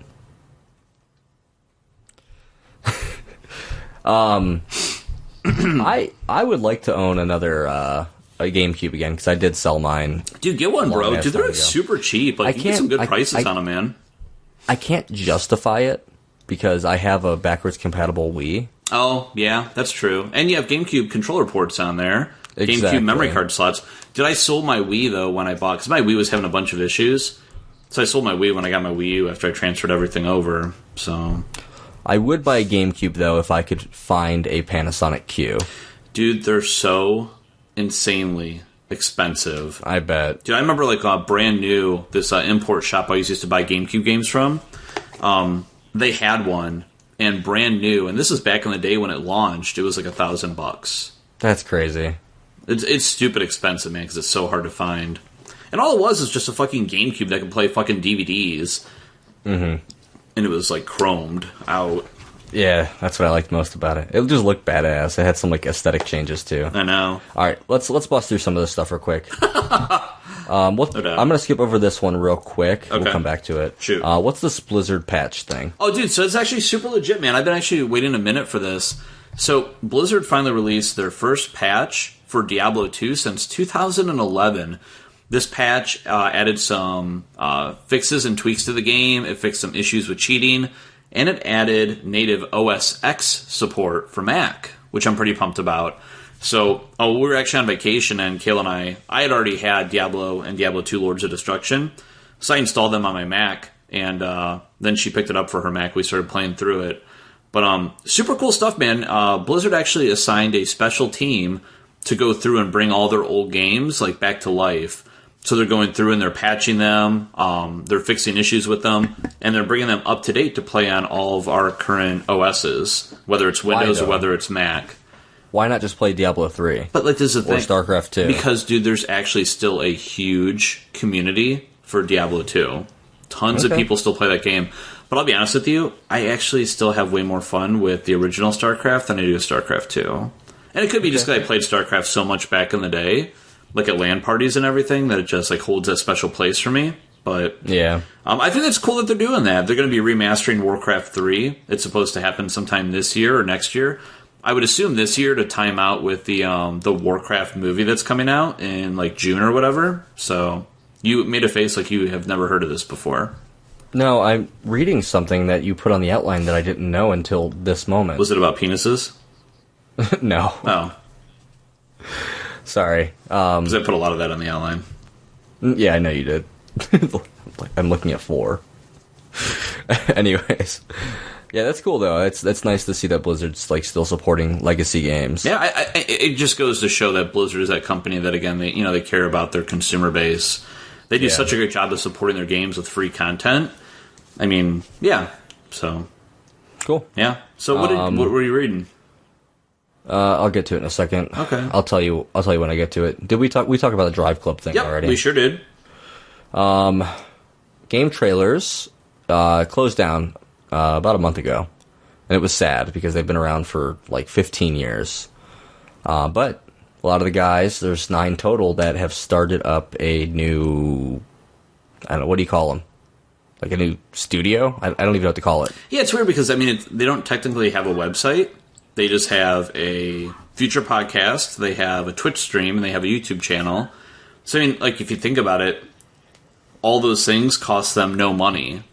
Yeah. Right? YouTube. Well, except for the podcast, but, I mean, $20 a month or whatever. Sure, yeah, exactly right. Whereas a website, I would assume, would cost them money. And especially for what caliber they want to do, it would probably cost them a lot of money. So, I don't know, man. I'm excited for this. I loved game trailers. I was really sad when they went away. And I'm glad to see that they all found some place in the industry that they can continue to contribute. Yeah. If you guys want to support them, they have a Patreon open right now. It is patreon.com /EasyAllies. So far, Michael, it's jumped about $200 since the last time we looked. Wow, and that was just an hour ago. 2 hours ago at the most, whatever. 3,281 patrons donating $29,050 a month. We need to get in on some of this Patreon action. Apparently. So, I mean, it helps if you've made a name for yourself in the past. But yeah, no, that's cool. I assume they're going to do a lot of the stuff that they were doing over game trailers, which will be nice. Probably with a new spin on it. I got to watch this video after we're done casting to see like what they plan. Yeah, definitely, man. All right, so here's why I made the face. Quantum Break running at 30 frames per second and 720p. Yeah, you didn't hear that? Nope. So Digital Foundry got a hold of the game, and they, I don't want to say tore it apart, but they went through the whole game to see what it was going to be like. And apparently it's using the Microsoft language of dynamic 1080p, but they said throughout their entire time of playing it, it did not once hit 1080p. They said the only time that even it did was the title menu. Wow. So, I mean, it does go hand in hand. I mean, Remedy has always been a company. Like, if you remember, Alan Wake only ran at 500p. Oh, wow. I didn't know. It was not even that. 720p back in the day when that game came out, or even a higher resolution, like a 640 or whatever they would do. Yeah, dude, the game, but it looked good, right? And I think we've had that conversation a lot, that even Nintendo, I mean, they don't have the most powerful hardware in the world, but Super Mario 3D World was one of the best looking games. I totally forgot that I picked that game up. Oh, did you? It's sitting in my car for the last week. Why haven't you played that game? I got to hook a TV up in my bedroom and do this. So I wish that that's a game, dude, that you and I could play together online. It's such a great game, man. I loved Super Mario 3D World. I wonder if they're doing Quantum Break at 30 frames and 720p because they've also produced the TV show aspect of that at those same those same rates or whatever. It could be to give it more parity or something, but I mean, end of the day, dude, I just think it goes back to the conversation of Xbox just isn't powerful enough to do what they want to do. I'm not some Xbox hater, bro. I bought an Xbox One launch day. I love my Xbox One, but I mean, when you look at that and the fact that, that's this is, I guess, what's most disappointing about it to me. It's not that game is running at a sub-full HD resolution or that's running at 30 frames a second. Those things don't mean a lot to me if the game is going to play and be a great game, right? It's going to play well and it's going to be a great game. That's what I care about the most, right? It's when you say, I don't care if my baby's ugly, I just want a healthy baby. It's the same kind of thing. But I guess what's most bothersome for me about this is that it is a Xbox One exclusive, which means it's designed from the ground up to take advantage of Xbox One hardware. They didn't have to consider anything else, and it's not. Well, I mean, like, to an extent, right? They have to consider PC, but you would think that PC would actually just help it. Yeah, exactly. And then you think about Uncharted 4. Yeah, and Uncharted 1080p. Dude, they remastered the Uncharted. I don't know if you ever heard this story, by the way. They remastered the Uncharted trilogy in 1080p and 60 frames a second so that they could get comfortable with the PS4 hardware to ensure that they could do it with Uncharted 4. And Uncharted 4 will be at 1080p and 60 frames a second. Like, that's, like, I guess, like, the most disappointing thing is that it's a hardware exclusive, and it's still not 100% the game that we think it... I say that loosely, the game that we think it should be. We think, like, when a game is designed from the ground up for, like, that system, it should be 100% taking full advantage of the hardware. And I'm not saying that Quantum Break's not, because I'm sure it is. Like, they say the particle effects and everything in this game, like, the game just looks amazing for it being in 720p, but it is just kind of disappointing, I guess. So, I'll say this, like, just to be clear, like, I know Michael and I probably sound a little bit like, I don't know, tech snobs or something like that. Oh, we're not, in the least. But we're not, like, but it's... I would rather a game sacrifice on resolution to give a more fluid, stable, constant frame rate. Completely agree. So I would rather play a game at 720p and 60 frames per second than play a game at 1080p and 30 frames per second. And I know, like, you guys give me a hard time because I started shitting on Destiny after playing Halo 5 because Halo 5 runs at a much higher frame rate. It runs at 60 FPS. Hey, I gotta throw something your way with Destiny, by the way, too. Yo. But we can do it after this conversation. Okay.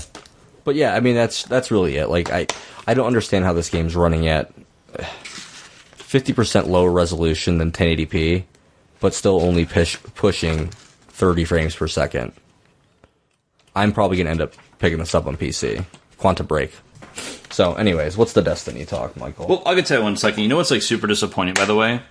What's that? Is so, in buying these GameCube games, you know what I was most disappointed about? What's that? This. Every single game with one of these bad boys.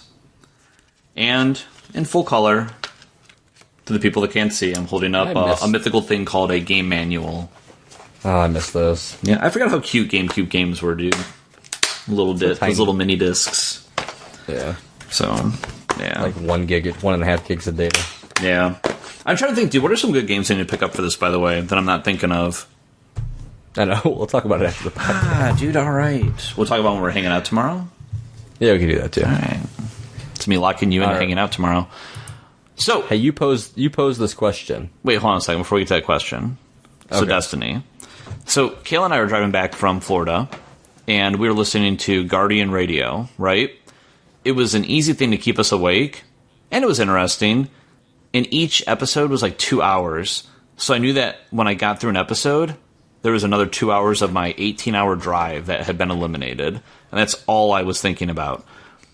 And, dude, I had the best fucking Taco Bell randomly somewhere on my way home from Florida. Like, have you ever just had, like, Taco Bell, dude, and you're like, that fucking Taco Bell was life? Like, it was, like, the best fucking thing you've ever put in your mouth before. You've never experienced that? No. No. All right. Well, you missed out then. So, Destiny. So, Kayla and I are having this conversation, dude. How cool would it be? So, for those who don't know, by the way, Destiny has a new patch coming out on April 2nd. That's like 2 weeks away, bro. New content, free content. The rumor so far is we're getting an updated PoE. So, Prisoner of Elders being redesigned, all new content, all new modes. Pretty pumped about that if that's true. There's a rumor that we're going to be getting a light level raise, not only to our characters, but to the 2 previous raids. Whoa. So we're getting increased difficulty on the previous raids? Yes, which would make me kind of wonder then, too, does that mean that we're getting increased levels of those guns from those raids?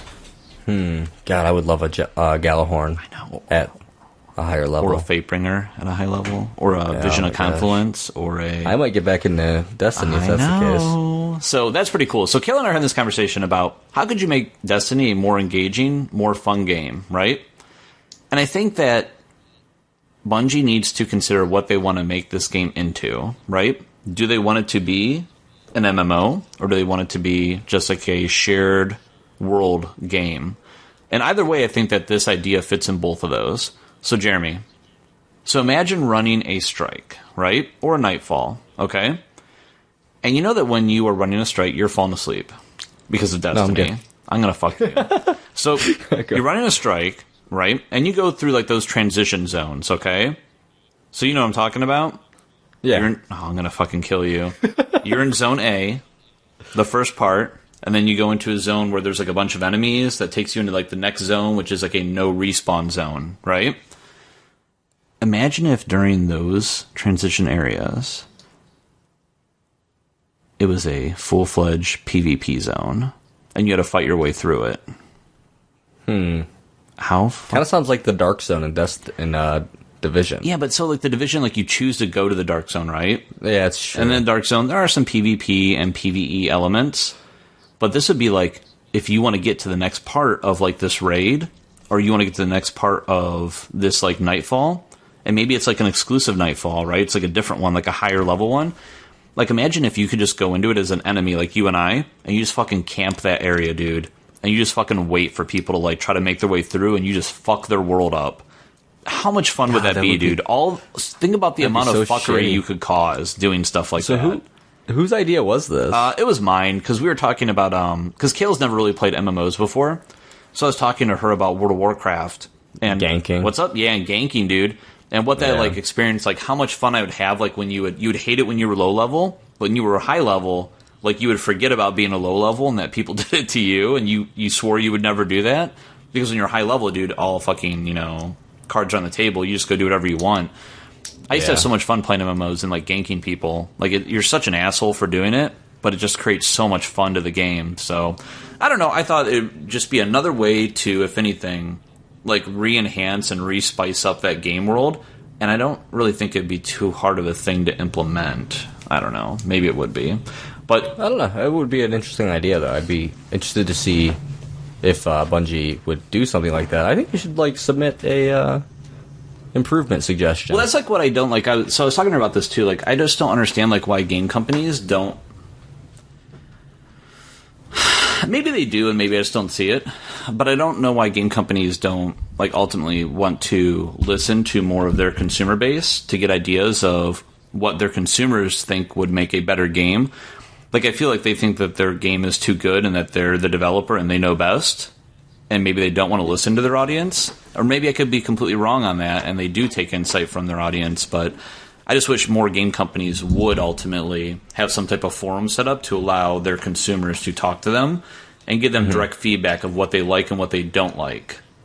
Or what they would want to see in a future, console. Like, did I ever tell you, man, when I went to a Best Buy event, it was about 6 years ago.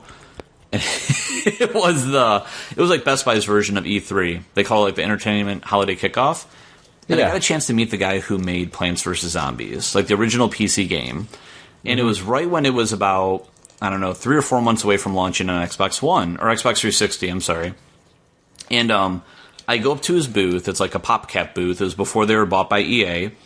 And he's like, I walk up and I'm like, oh my god, dude, fucking Plants vs. Zombies on Xbox 360. I'm like so excited. I've been waiting for it to come out on Xbox 360 forever. And I'm like playing the game, and he's like, hey man, he's like, if you play the game and you beat me, he's like, I'll give you something from my booth for free. I'm like, dude, I'm down. Because they just introduced a mode into Plants vs. Zombies for the 360 where it was like one person would control the plants and the other person controlled the zombies. So it was like a player versus player mode, which is kind of neat. Yeah. So we play through, and this guy just fucking wrecks me. He, like, toys with me and thinks I'm going to win, and then he just destroys me. And when we're all done, he's like, hey, man, he's like, so I got a question for you. He's like, you seem like you're really into, Plants vs. Zombies. And we talked about Peggle and how I played Peggle and everything like that before it, and Peggle Knights. And he's like, what do you like about Plants vs. Zombies? And what would you like to see in a future Plants vs. Zombies game? And, dude, like, my mind was blown. I'm like, this guy's asking me. I'm just like, nobody playing this game. And I was like really impressed. And ever since then, I've always wondered why more game companies don't have that same level of openness around talking to their consumers about what they would like to see. Yeah. I think he could kind of like get a sense from you that like you've played and that you're actually like interested and you are the target of that game. So That's probably why he was inclined to ask you. But yeah, like, I think you're right. Like, game studios should be more open to taking user suggestions because they're the people that make your game successful. So, and plus, too, think about it. Who spends as much time in that game world as the developer does? If not more, right? So then that person is going to be even more of a barometer for you of what works and what doesn't work and what needs to be fixed. Or at least they kind of give you some ideas, maybe. Mm-hmm. So, yeah. I don't know. But anyways. All right. You posed this question. Would you like to read it? Yes. Though I feel like after I pose this question, I feel like we've already gone down this path, which is, if you had to choose one console... Oh, wait, hold on. I wasn't talking about that question. I'm sorry. I'm just kidding. I'm lying about that question. We're talking about the... we said we'd circle back to it about... With Microsoft and Sony refreshing their console this year, and PlayStation VR, what does Nintendo need to do to remain competitive and relevant? Yes. So, I say we table the feature that we had set for this week, and we make this our feature, and then we will circle back to that question that you were getting ready to say another time. Sounds good. Cool. All right, so let's do it. So what does Nintendo need to do to be relevant versus potential Microsoft and Sony refreshes and PlayStation VR, and VR in general? I don't even know, man. So you're fighting two different fields, right? You're fighting, like, Field A, which is the Nintendo enthusiasts, and what do they want out of a new Nintendo console? That's good. Which it doesn't matter, because they're going to buy it anyway. This is true, but are there some Nintendo console owners that will feel, and I don't think you and I are, these people, but will they feel burned, like, so to say, by the Nintendo Wii U only lasting 4 years, and they'll feel that Nintendo abandoned them, and that Nintendo needs to redeem itself with the NX?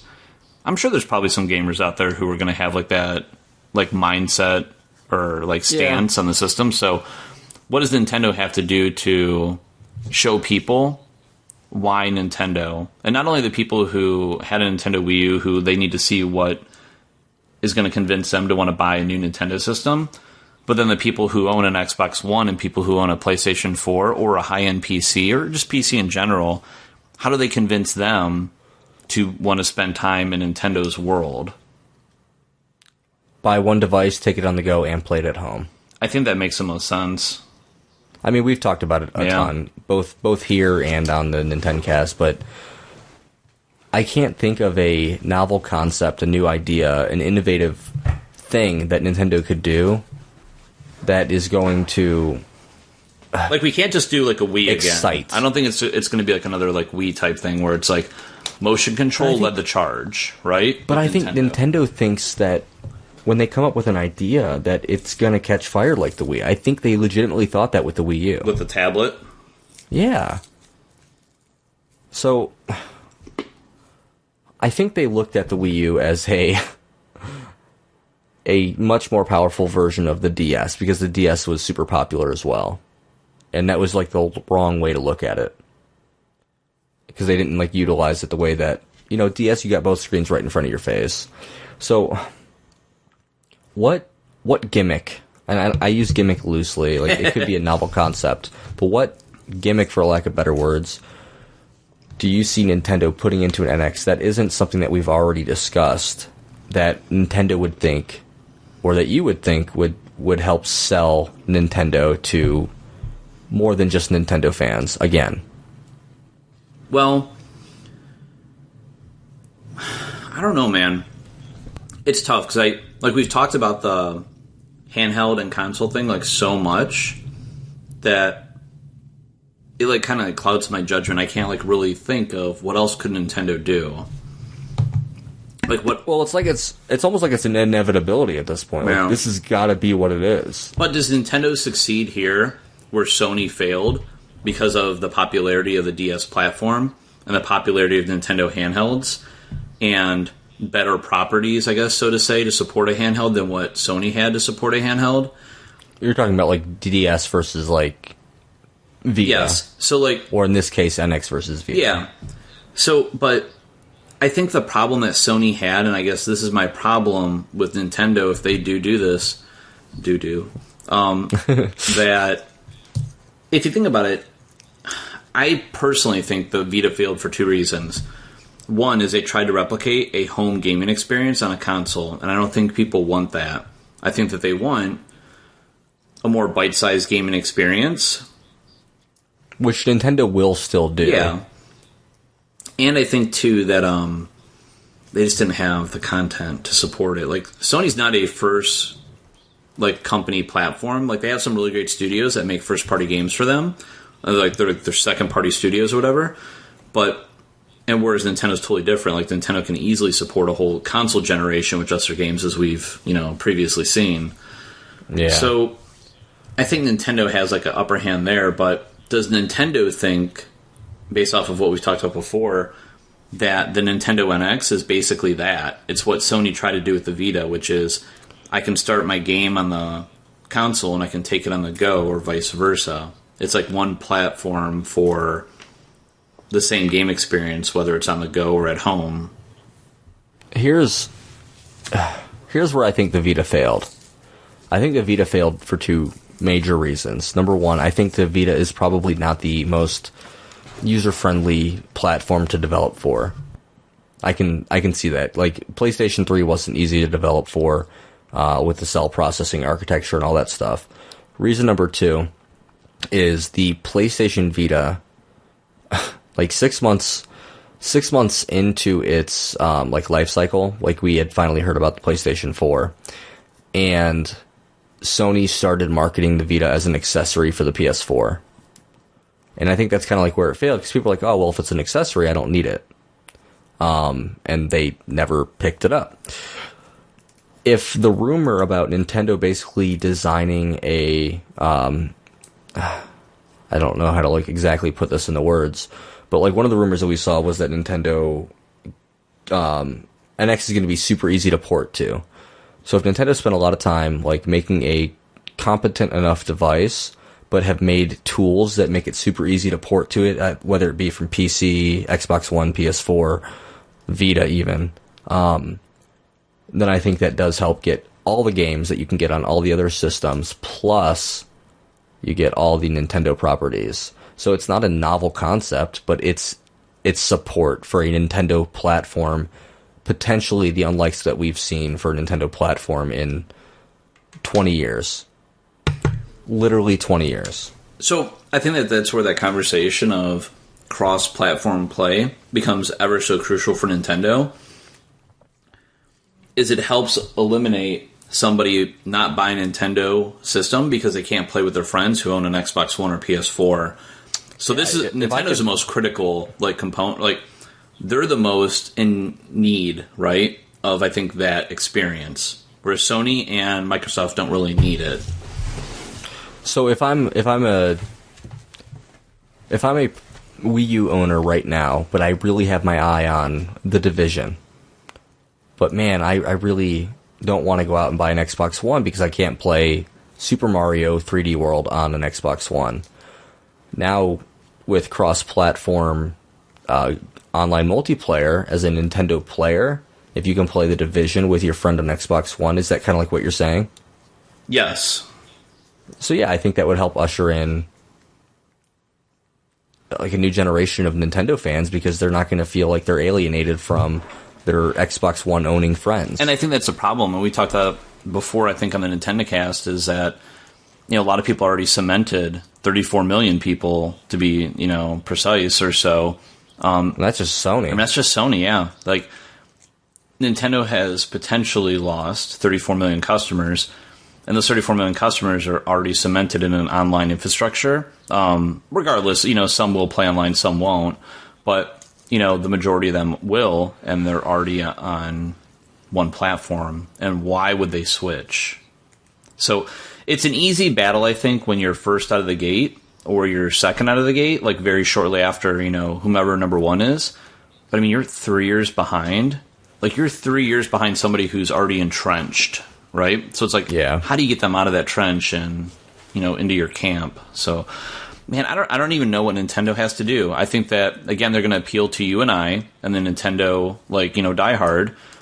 They're going to appeal to the parents who feel that a PlayStation 4 and an Xbox One is too mature for their kids, and they know the Nintendo name, and they grew up with it, and they know that it stands for, a user-friendly, more family-oriented experience.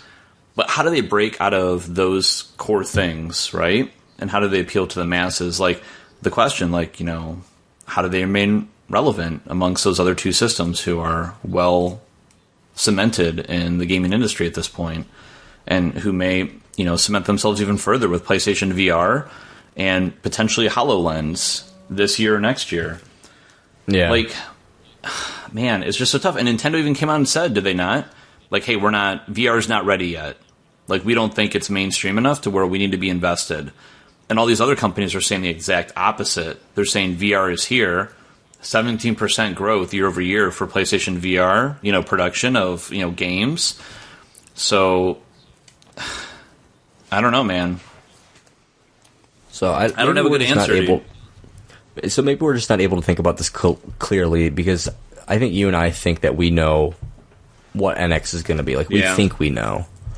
So, but maybe for some of our listeners who maybe don't listen to the Nintendo portion of this podcast, who maybe just game in general, I would really like it for you guys to email us in at podcast@start-reset.com and let us know what you think. I mean, don't be a troll and say there's no way Nintendo can come back. That's not constructive. We want constructive feedback. So if you can fit it in 140 characters or less, you could tweet at us at start_reset. But what would Nintendo need to get you as a non-Nintendo user currently to not even swing on over, but just to make you pick up an NX? Okay. Is that going to do it for us, Michael? I think so, man. I think that's solid.